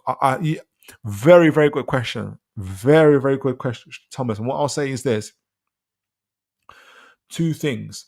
And it wasn't me that said it, but it was another gentleman from another channel that said it. Typically for managers who essentially get, I think it's, if say they get like on average 1.1, 1.2 points per game, that's when we're talking about sackings. And the last 10 games, Eddie Howe was a 1.5. So he got 15 points out of 10 games, essentially. So had he lost the Forest game and the games prior to that at the League Cup, he would be on the edge, I think, on the owners. But for me personally, so say, for instance, for the next 10 games, leaving the whole sacking thing aside, after the Arsenal game, obviously then we had Nottingham Forest, but I said me, the personal challenge for Eddie Howe was to get 20 points from the next 10 games. He got 3 points from Nottingham Forest, and then obviously he's lost to West Ham. So he's still got like 17 points to get from the next 8 games, which is important for him to be able to maintain that pursuit of Champions League. So he can only drop 4 points for me in the next 8 games, but that doesn't mean I want him sacked. It just means that if the team's going to be competitive for the Champions League, that's what he has. On a wider scale, my expectations for this year for Eddie Howe, me personally, is that points-wise, he gets 64 to 68 points. So last season, he achieved 60 points in an injury-ravaged squad. We know, obviously, the previous season, he got into 4th position with 71 points, which is a 25-point swing from the previous season before that, where we overcame relegation and we finished 11th on 49 points. So it's very difficult to know what Eddie Howe's ceiling is for me personally, because his results have been so extreme and there have been mitigating circumstances. The other important thing for Eddie Howe, for me, is that he essentially builds good relationships with James Bunce and Paul Mitchell, and he adjusts himself in terms of the recruitment policy. So you can't force us to buy Mark Gahey. You can't force us to buy because you want these players. You have to be a lot more adaptable to what we're asking for you to do. If you can't, we have to find a manager that will. So those things are just as important as him getting points on the board for me. But yeah, for me personally, I'm expecting Eddie Howe to have somewhere between 64 to 68 points this season in the Premier League, and to also finish in the cup competitions between semi-finals and finals. Obviously, we're already in the quarter final of the League Cup, so that's the longer term. But for the next 8 games, he needs to get at least 17 points in order to have 20 points from 10 games. I hope that makes sense. So yeah, he's not got he's got to really push he's got to really push himself, push the team. I think he's doing that. I think he can do that. You just got to be a little bit. I got to be patient. I'm sure there people are as well. Ian McKenna, this is ultimately the question. It goes beyond football. Ian McKenna, didn't we? There's a question to Ian McKenna. I think it was well from didn't pick results because we win. Tiger Studios. We are calling for Eddie's head. Tiger, we're up, man. Tiger, oh man, up to easily slag off after defeat. Always slagging off Eddie Howe. You know what? I will say that, Ian, it is true what Starting Studios said. Like, even when Newcastle were doing fairly well, Tiger Studios wasn't liking Eddie Howe. Like, this is Tiger Studios, in no fairness to him, he's been consistent, Eddie Howe. He hasn't liked him for a while. Thomas Boy. Okay, Philip, what about the 5 games before that with 2 points in 15? Is that before the Nottingham? Yes, that wasn't good. That's what I'm saying. So as I'm judging Eddie Howe on my expectations, which is at the end of, I expect 64 to 68 points. In order to achieve that, in order for him to be on target on that, for instance, if I judge him on the next 10 games, so he's 2 games in now, he needs to at least achieve 17 points from the next 8 games. So you're right. Like he there's only so much he can drop before, there's going to be a problem. But we're looking at him game by game, but at the same time, we also have to look at him mid to long term. So even if he loses at West Ham at home and then he beats Crystal Palace away, gets a draw against Liverpool at home, things change. And then 9th of December, we'll go Brentford, and he beats them, and he gets into the League Cup semi-final. Things change. So I don't necessarily look at him, every 5, as well as looking at him every game or so, but I'm also looking at on a wider. So at the moment, he's still on target, but only just ish. But what about you, Thomas? Are you leaning towards Eddie Howe? Do you think he can achieve expectations? If not, who do you think the manager that is? All right, so again, a lot of comments in. I'm gonna read the final ones here. Thomas Boy, he's a fact if a manager can't pick five wins in a row in the calendar season. Okay, you don't get top 4 Arsenal found there from Chelsea. From Chelsea winning, Man City will pick up Liverpool. So yeah, you're essentially looking for consistency, aren't you? I kind of see what you're saying, Thomas. I'll read the final 2 comments, and I'll do a little bit of match reaction as well. Thomas Boys, okay, let's be honest. There is a manager out there who smashed Eddie Howe twice, called Terzic. He did. With only 2 years in the game, he's better than Howe. Very possible. And I like Terzic. I do like Terzic. I was looking at him as well. I am cautious at those type of things and not always looking at the grass that is greener. So I'm going to be fair to Eddie Howe. For my expectations, he's still on target-ish, and I'm going to before I say otherwise. But I see, you're looking at a good manager, in my opinion. I agree on Terzic. We haven't Aaron Campion. We haven't bought in anyone in 3 windows. 2 2 windows or 3 windows. But Solo, that's true. But we have Hall, Bruno, Isak, Tonali. It's different team to the one which is a relegation. But okay, so you guys are going, yeah, okay, yeah, makes sense. All right, so guys, I'm gonna do your match reaction. You guys are gonna help me. Let me know what you think. What you guys think of the West Ham game? What's you guys' thoughts? I can only imagine. Not gonna look at it too long. I want to make sure you guys. Uh, Let me. So I'm gonna use a thread. I'm gonna do a quick highlight, but I'm gonna use a thread from Jake Humphrey. No, is it Jake Humphreys? Let me make sure I get his name right. Let me make sure I share my. Can you guys see my screen? Yes, you can. So he did an analysis which I agree with. I like a lot, but I want to highlight a few things from it. Do I have it here? I thought it was really good. I talk to him regularly. Here we go. Yeah, Jake Armstrong, not Jake Humphreys. Jake Humphreys does high performance, doesn't he? So he did a thread on the West Ham game, which I was really, really impressed with. I don't know if you guys follow him, but if you don't, I suggest you do. He's absolutely fantastic. He's from the NUFC blog. He's a writer for them as well. He did a post on Newcastle. Let me find it. Yeah, here we go. He did a tactical analysis on it. So he did a game breakdown. Let me make sure you guys can see it. Yeah, you can see it. And I'm gonna kind of jump on the back of it. So obviously he's a Newcastle fan himself. He works for he's a writer for the NUFC blog.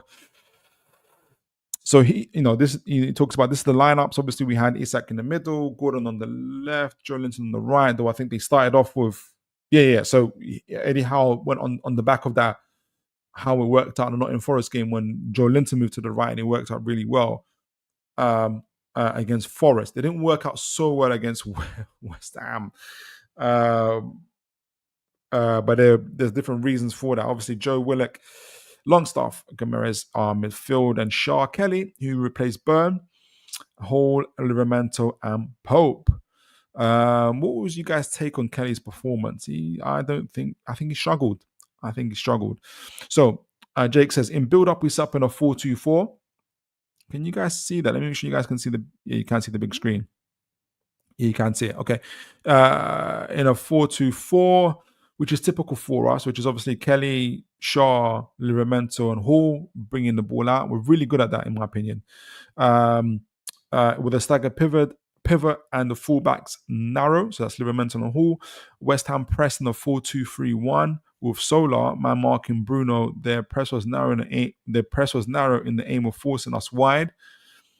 But their press was passive and we were able to bypass it. Yeah, especially like I saw what West Ham came to do at the beginning in terms of trying to press us, but we were cutting them like a knife through bar. That's when the Isak offside goal happened. There's a number of close games, close shots or whatnot. And it was looking like an evening where what I expected was a 3-0 was going to happen. But obviously the set piece goal from West Ham changed everything. And Jake talks about this.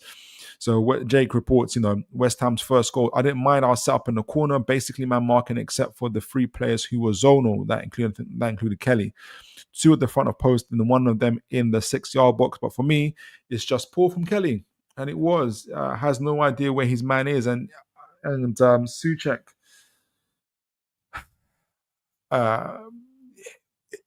this was so preventable. And you guys can see it from the Sky highlights here.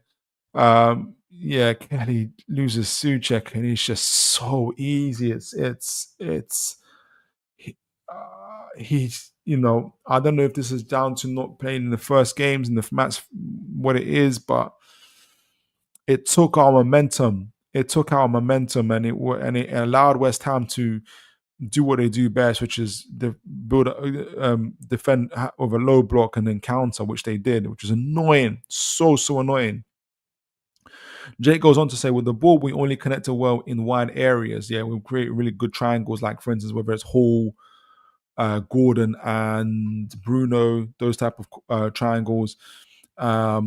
and struggled to progress the ball centrally. And I'm going to go on that point. I got a few highlights as to why we connected. We struggled to connect centrally, which is so annoying, especially from an Isak's point of view, who makes really really good runs and they don't get the ball to him, which is annoying. And we did that. We improved on that in the Nottingham Forest game, which lets me know that Newcastle need to. This is why I was worried about the international break. I felt like we built up that momentum after Nottingham Forest game where Isak was so involved. He had in that Nottingham Forest game he had 49 touches of the ball. In this game he had 33 or somewhere 30 plus. You guys can double check me on that. And he was just the ball was coming to him a lot more constantly, and it was in the central areas as well. But not in this game. The wide triangles worked well, but the look of them passing in the final third, yikes! It wasn't good. Or the non-passes, there was like non-passes. Yikes! Everything in the wide areas and hardly anything centrally. I agree. In terms of our pressing, we went back to our hybrid approach due to the lack of height in our back line. We needed to double up on Antonio. So no Burn meant that both Shaw and Kelly had to be on Antonio, where I think Burn would have been able to deal with Antonio by himself. We originally set up with Isak and Gordon on their centre backs and goalkeeper with our Joe Linton, Longstaff, and Willock narrow. And you guys can see the highlights here. You can see what was going on here. Once ball is played to centre back, we pin them on one side and leave the far side. Full back on marks whilst everyone else is man marked. I thought the setup was really good and successful. I mean, and if you guys remember, I think there was at least once, maybe twice, when even Fabianski was tackled by Gordon. He was fortunate for it to go off to a corner, So we our usual pressing game was pretty good. Was pretty good in my opinion. Jake goes on to say, by the way, I know both screenshots are from different times. Okay, so it's just hardly showing. Yeah, okay, goal kicks. Jake goes on to say, West Ham in their block were very impressive, which they were, due to us constantly moving different players in line. In the last line meant West Ham had to adapt so often, but Souček and Somerville in the last line. So often put Souček and Somerville on their last. They did. We pushed them back. Also, the narrowness and compactness is lovely, and you guys can see this. Like they had a back. Like how many players they have? 1, 2, 3, 4, 5, 6 back line. They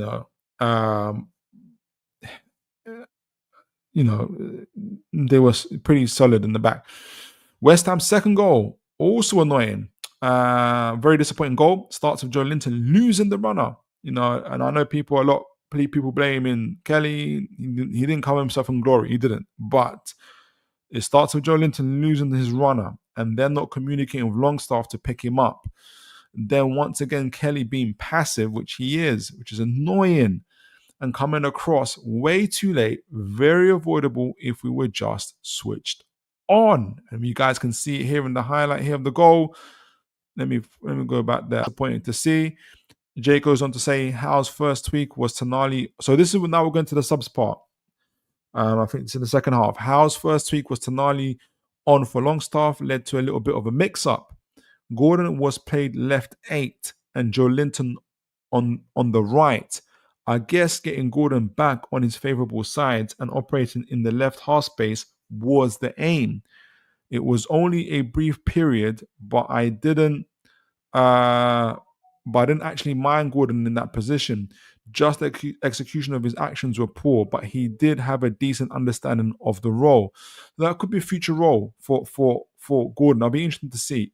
So would Howe, for instance, have Gordon in the left 8 with maybe Willock or Joe Linton on the left side, or Barnes? So you have both Gordon and Barnes on that left-hand side. That'll be interesting. What do you guys think of that? That'll be interesting. Can he do the tracking? He can track back, but can he do it as good as Willock and others? That'll be interesting to see. Jake goes on to say, if you follow Eurosport, who's also a really good analyst, which you should, by the way, you guys should follow Euro Expert. He done a great piece on the passivity of our centre backs, which was highlighted. And when we're talking about passivity, which was highlighted a lot in this game. So if you guys will see that our centre backs, he says it here actually. Highlight this screenshot is laughable. Given Suchek, if you guys can see how much space Suchek had, he's in between Kelly and he's in between Hall. Like, look at that. He can literally have a picnic in the middle of our penalty box. It's incredible how much space is given there. That is passive defending. That's not active defending.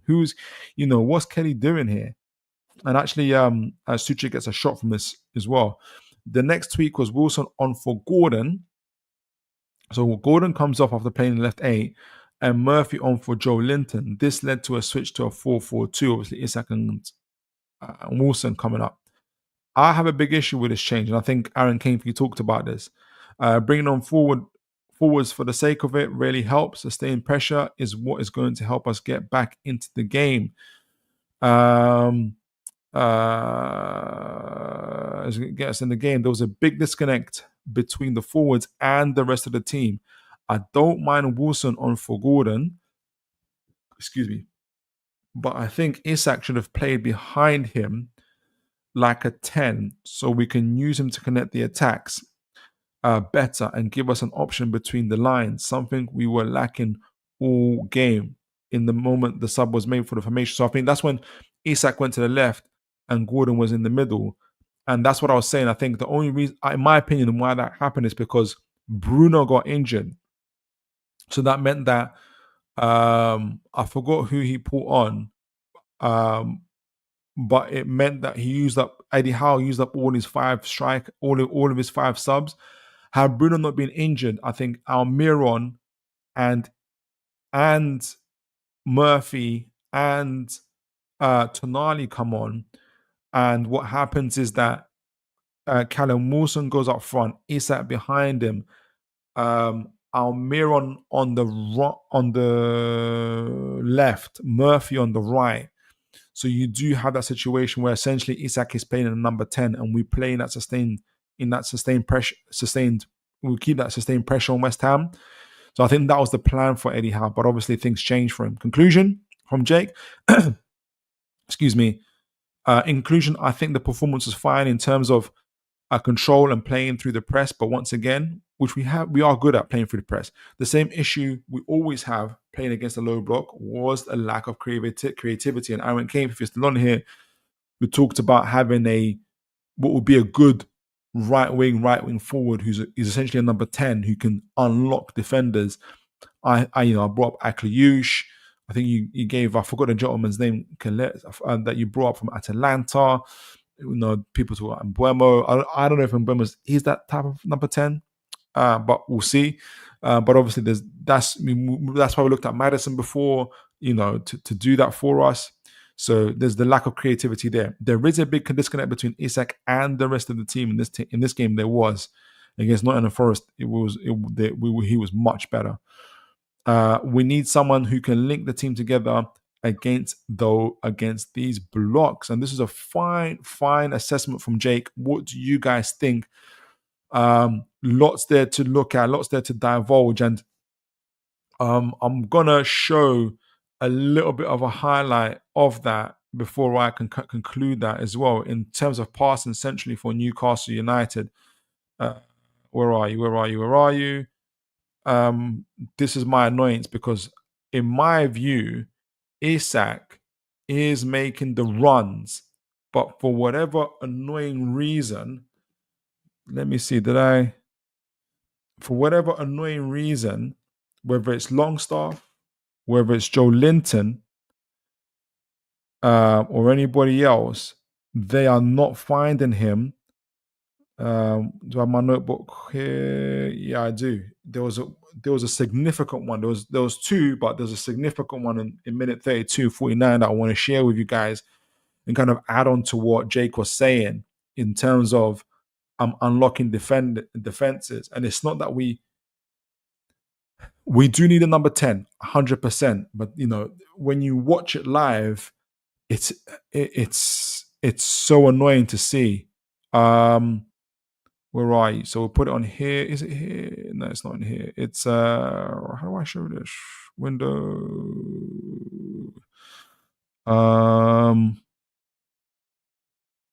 Is it this one? Oh no, it's not this one. I don't think. Stop sharing this one. That so we need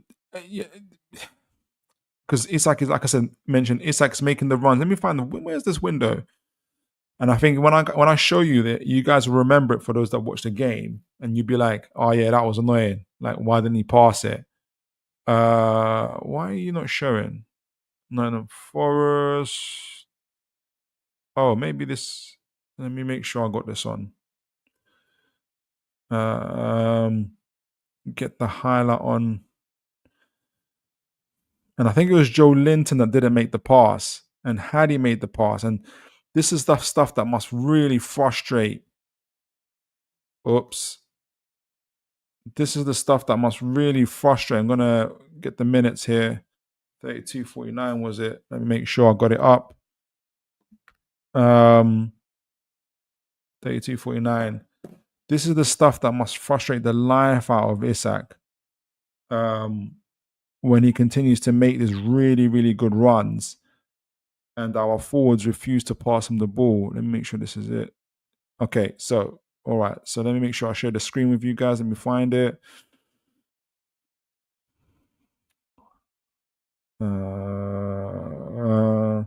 And this wasn't the only opportunity. That's the annoying thing about it. Where are you? It wasn't this one. Yeah, here we go. Here we go. This is it. So, can you guys see it on your screens? Let me make sure. Yes, you can. All right. So the ball comes back to you're going to see the opening here. And this we're talking about centrally. We're talking about how Newcastle are really good in the wide areas, but the goal isn't in the wide areas. The goal is centrally, but we're very poor centrally. And this is it isn't because of lack of movement or runs from the likes of Isak. Their movements and runs are really good. Gordon does the same thing, but for whatever reason, and it's not just individual players, but our midfielders are not passing the ball to them. I don't know why. So Pope makes the pass here. This is 30 minutes into the game. Makes a long ball directly to, I think it's Joe Linton. And by the way, Joe Linton and this is what we do really well with Joe Linton. He's really, really good in the air, whether it's the headering or just chesting it down, getting the ball on the ground. He does really well here. The defender I think it's Emerson, doesn't even want to engage with him because he's so strong, so big. Gets the ball in his chest, brings it down. The support is here. Longstaff comes in, Livramento comes in, Isak's there.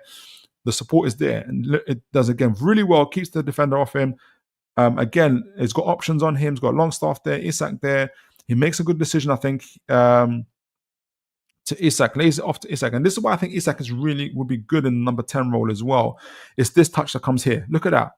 Lovely touch. And look what happens here. A gap opens up. Then if you've got someone, a gap opens up between, I think it's Tadibo and Kilman, that if you had a strike partner, i.e. Callum Wilson, running in behind, then you got a straight ball in between there, for instance. But what happens again, then this situation builds up. I don't know if you guys can see this.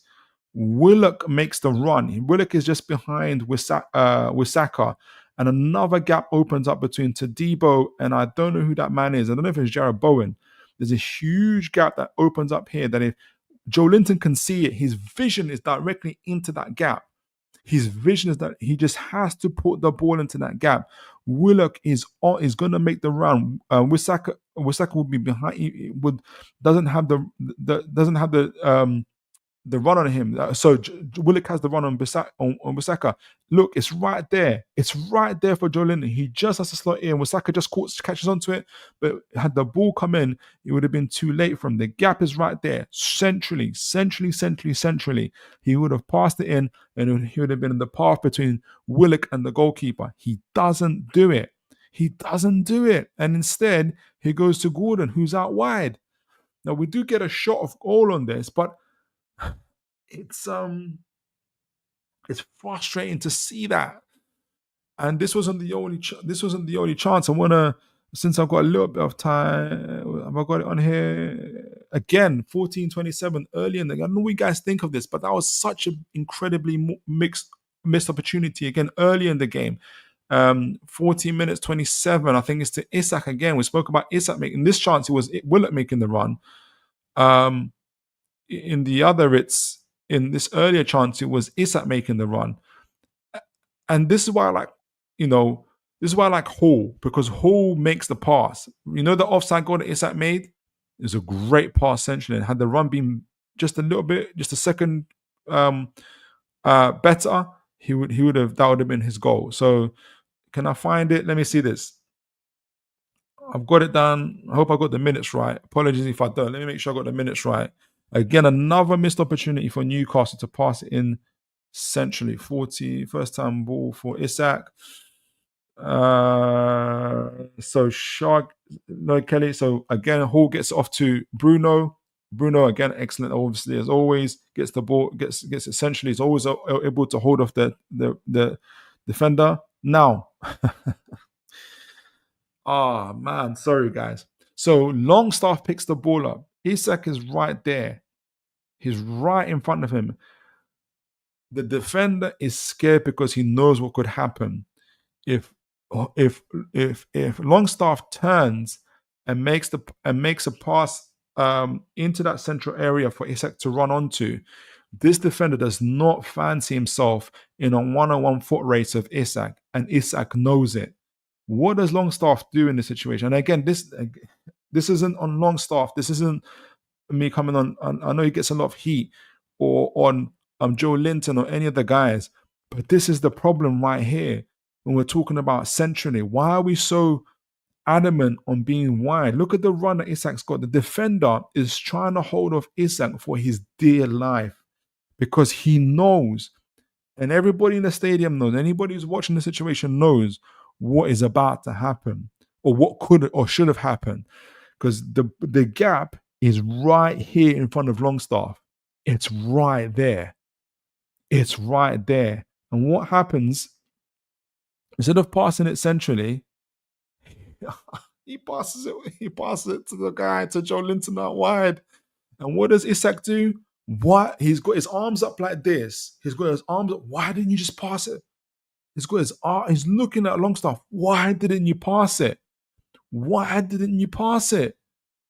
It is so frustrating.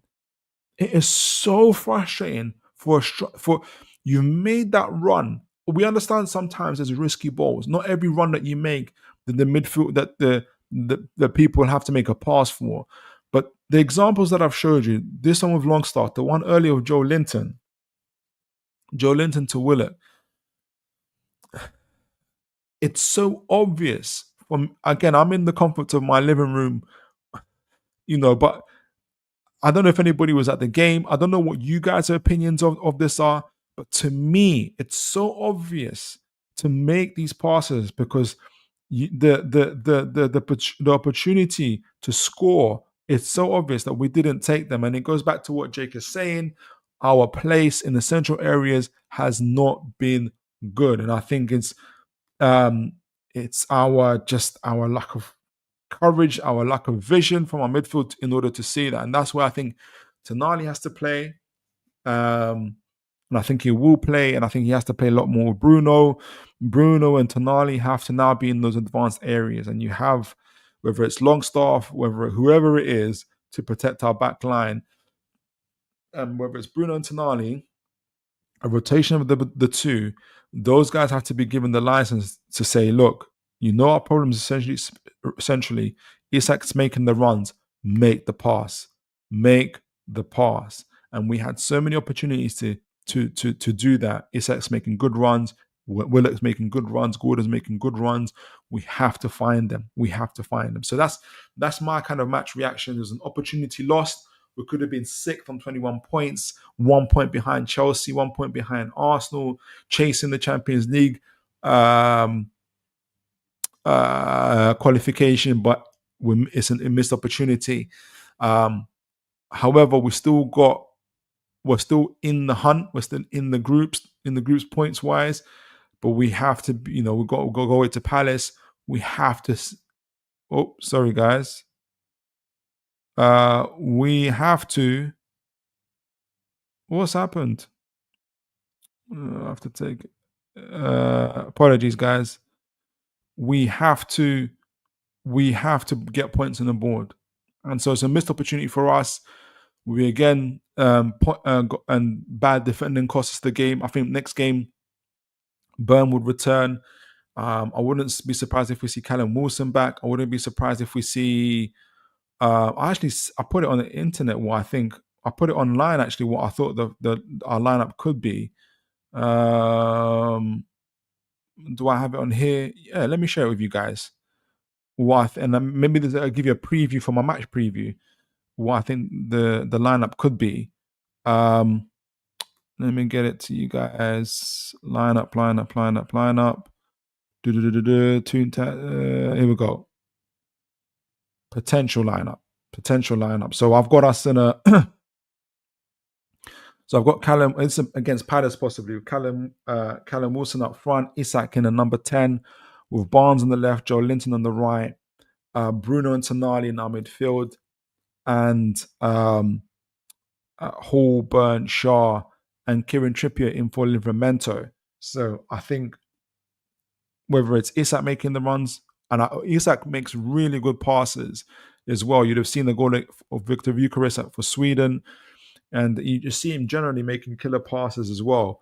I think Wilson will love it, and vice versa. Barnes, Joe Linton, and I think we've got a lot of balance there in my opinion. But we'll see what Howe does. This is my little preview for you guys. Let me know what you think. So I'm gonna read the comments and wrap up the show. Let me know what you guys think on the match reaction. What do you guys think so far? Aaron Kate, I think you guys have Ian McKenna. 500 spent debate done. Let me see if you guys got Thomas Boy. Here we go, sir. Philip, you know I'm right. We've spent 550 million pounds more than Newcastle history, so there's no excuse for how order scouts why we are like this. Sorry, that's £500 million. But the context of that £500 million, Thomas, is what I'll say is. So, you know, and I know that the first transfer window after the takeover was October. The transfer window in January. We were staring down the barrel of relegation. In fact, we were fully expected to get relegated because we hadn't won a game in over 10 games. And any team in Premier League history who hasn't won a game in 10 games was going to get relegated. So that first £100 million was spent on 5 players in the January transfer window. That was the beginning of our rebuild. And that rebuild was a rescue mission. That summer we spent 180 million further to actually begin our rebuild in earnest, because in terms of actually building a squad, Newcastle's squad, and you and I know this, was a championship squad. And we still got championship players, which at times I think you can include Jacob Murphy in that. So it's when Newcastle spent 500 million on a team on our team is different to an Arsenal spending 500 million. It's different to a Liverpool spending because their squads are far more advanced than ours is. Our squad needs more money to continue to improve. So that'll be my point. However, doesn't mean that Eddie Howe then gets to, in my view, then gets to spend another 500 million because our squad was far behind. Our squad is good now. Our squad is a top half team, top 8 squad, I think.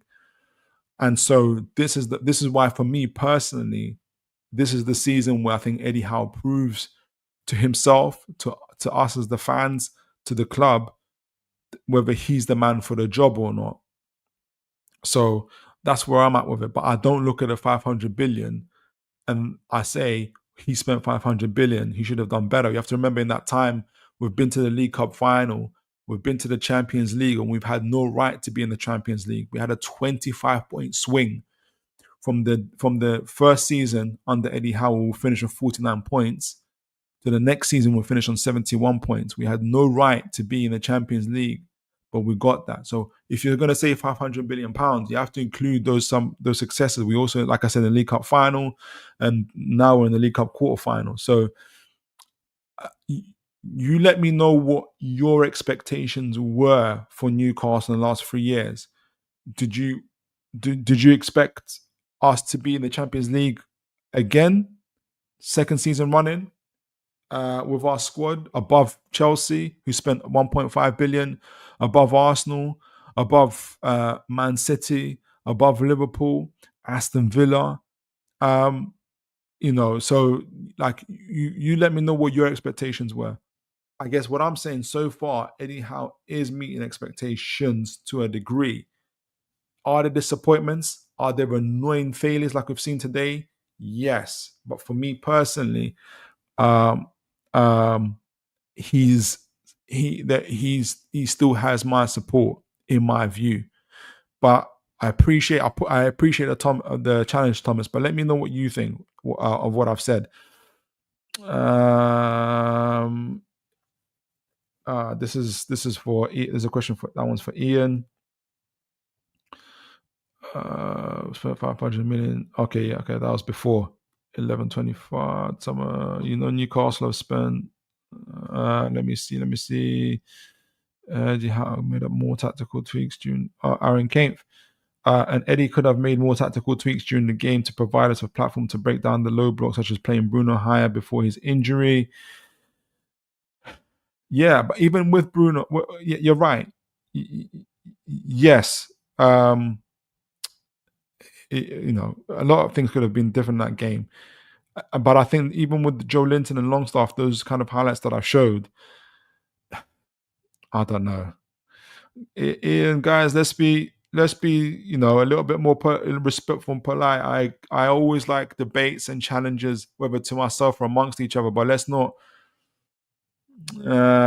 be kind of derogatory and nasty to each other. Um, that's important to me and that's important to this channel.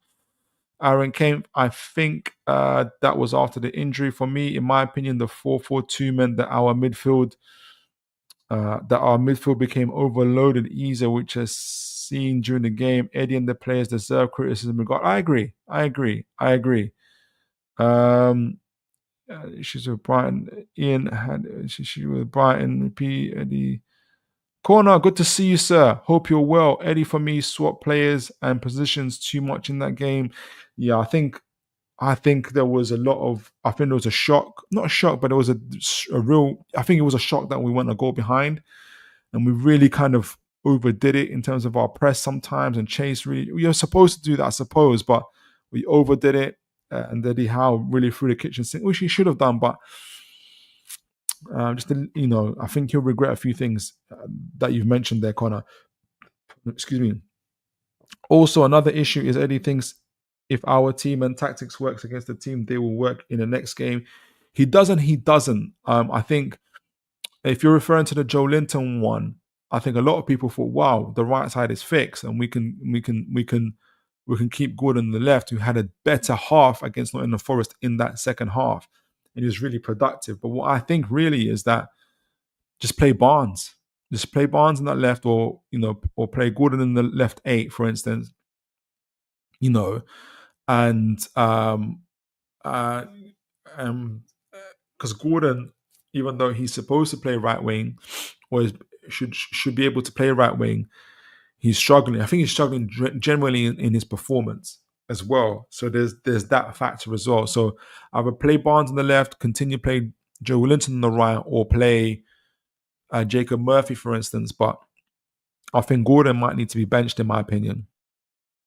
All right, Aaron Kempf. I think Tonali and Bruno are crucial against low blocks, and we need them playing high up the pitch. I agree. There is Thomas Boyd. There is no context. It's £500 million. What fairyland do you live in? I don't know if that's to me, Thomas, or to somebody else, but there's always context to money being spent. As I mentioned, Newcastle were a relegation side. We're facing relegation when the takeover happened in October. That January, which was 3-4 months later, was our rescue mission, where we spent £100 million on 5 players. So that's already 100 million taken off that 500 million. Our squad was a championship squad. We still had Richie in it.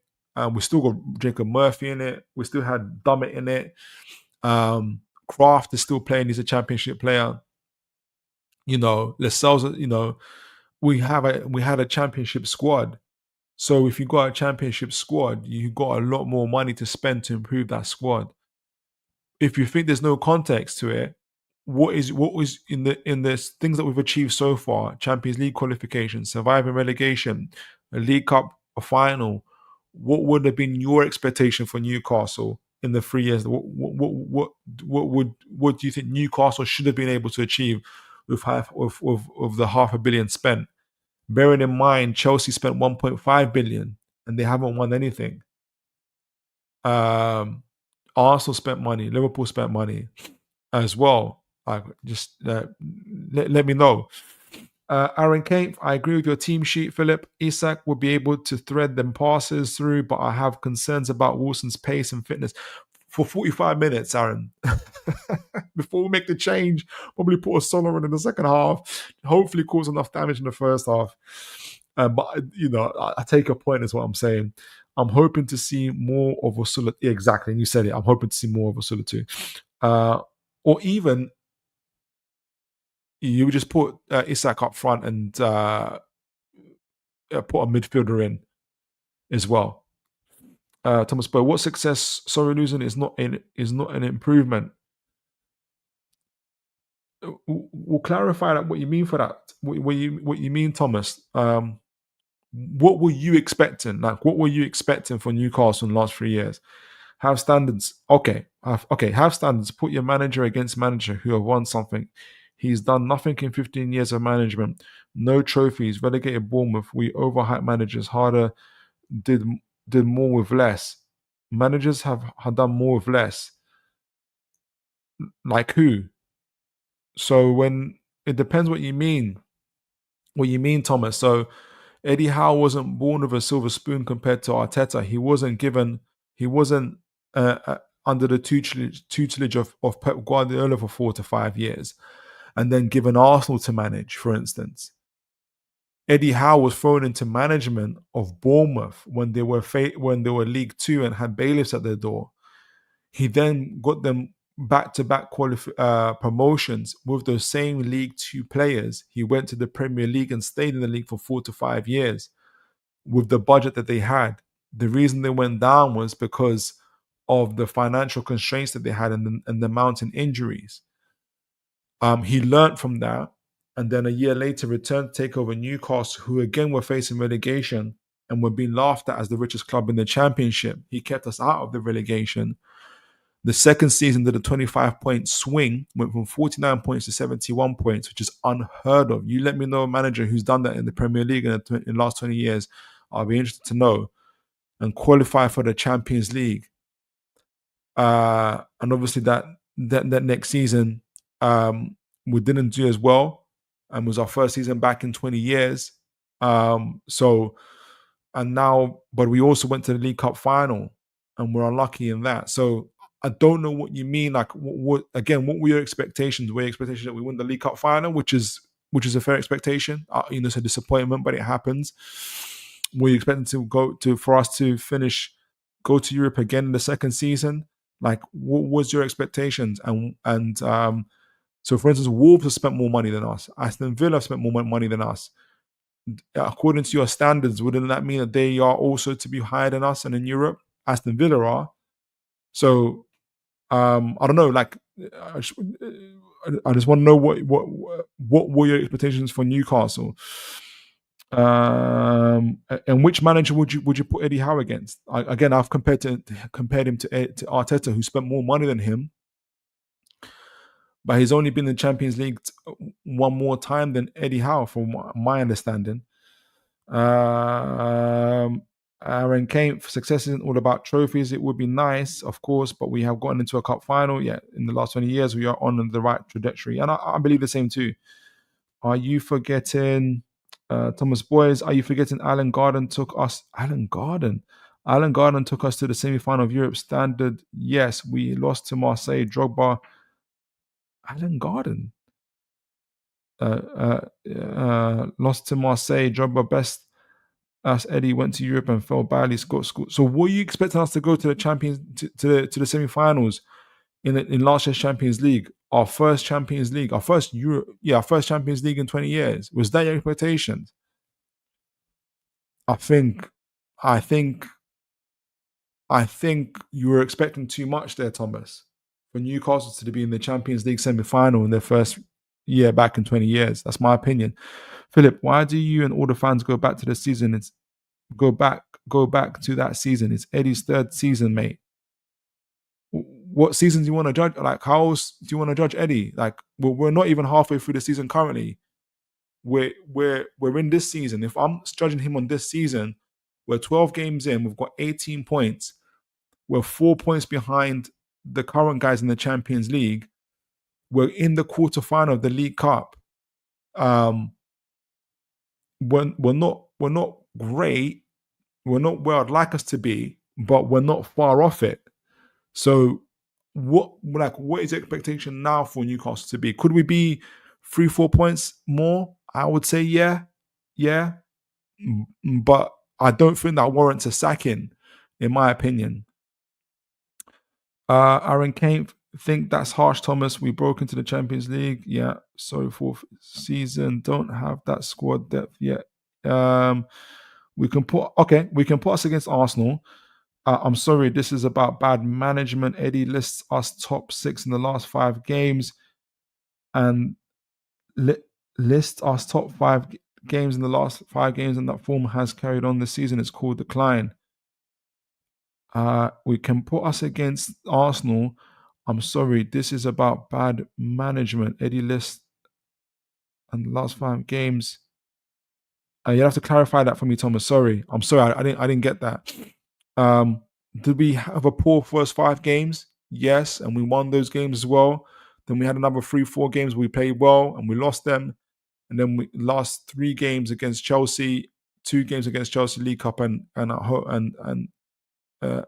then Arsenal, we beat them. And Nottingham Forest away was our best games, which was good. Alan Pardew, Kevin Keegan took us from dropping into the league, 3rd Premier League runners-up. Kevin Keegan, you want to go as far as Kevin Keegan took us from dropping into League 3 to drop to Premier League runners-up. Okay, he was also 12 points up in that season. And we all know what happened after that. Would you have wanted Kevin Keegan sacked? No, I wanted the manager who had a clue how to beat teams. No, I'm not arguing whether. I don't know if Eddie's going to be I'm not saying that Eddie was going to be like the next Alex Ferguson for Newcastle, but I think just for me personally, I just think that I've got an expectation for him, but I understand where you're coming from in terms of if you might see something early, and you probably seen it early now, and you're saying, look, we need to make a change now, and fair play to you. Maybe Paul Mitchell agrees with you. I don't know. But for me currently, Eddie Howe we're still on the right trajectory under Eddie Howe. Whether he's the man or not is yet to be proven. So on that, guys, we've discussed obviously the potential CEO of Vinai Venkatesham, former CEO of Arsenal. We talked about what makes it what a CEO is, what the responsibilities are. We talked about what if Vinai is the man, what does it say about what the owners are looking for the club? And I think it's because I think they're looking to take the club to the next level, growing the brand of Newcastle United, growing the revenue of Newcastle United, but also being competitive on the pitch, and that is sustainable and continuous and consistent European Champions League qualification as well. I do rate Vinai's track record, and I think that's where the club is heading to, and possibly with a new stadium to boot. We did a match reaction on the West Ham game. We read Jake Armstrong from the NUFC blogs Fred and his tactical analysis of the game, which I thought was really, really good. Guys, do sign up to him. And don't forget to like, share, and subscribe to this as well channel as well. I don't say that enough. I kind of showed my own highlights of the game as well, where Newcastle where you've had an example of Joe Linton and Longstaff, for instance, not passing to Willock or Isak when they're making those runs. And that's what's been really, really hurting us. So we need to change that. I think we can change that. And I gave you a little preview of what I'm hoping for in the next game against Palace. But guys, you have all been absolutely amazing. I've never seen the comment section so filled with people and comments before. It's incredible to see. Remember, I'm back on Thursday, 10 p.m. to do a match preview for the Palace game. I hope to see you all then soon. And until then, guys, make sure you look after each other. Be kind to each other. We're all supporters as well. And as always, guys, good night and God bless, folks.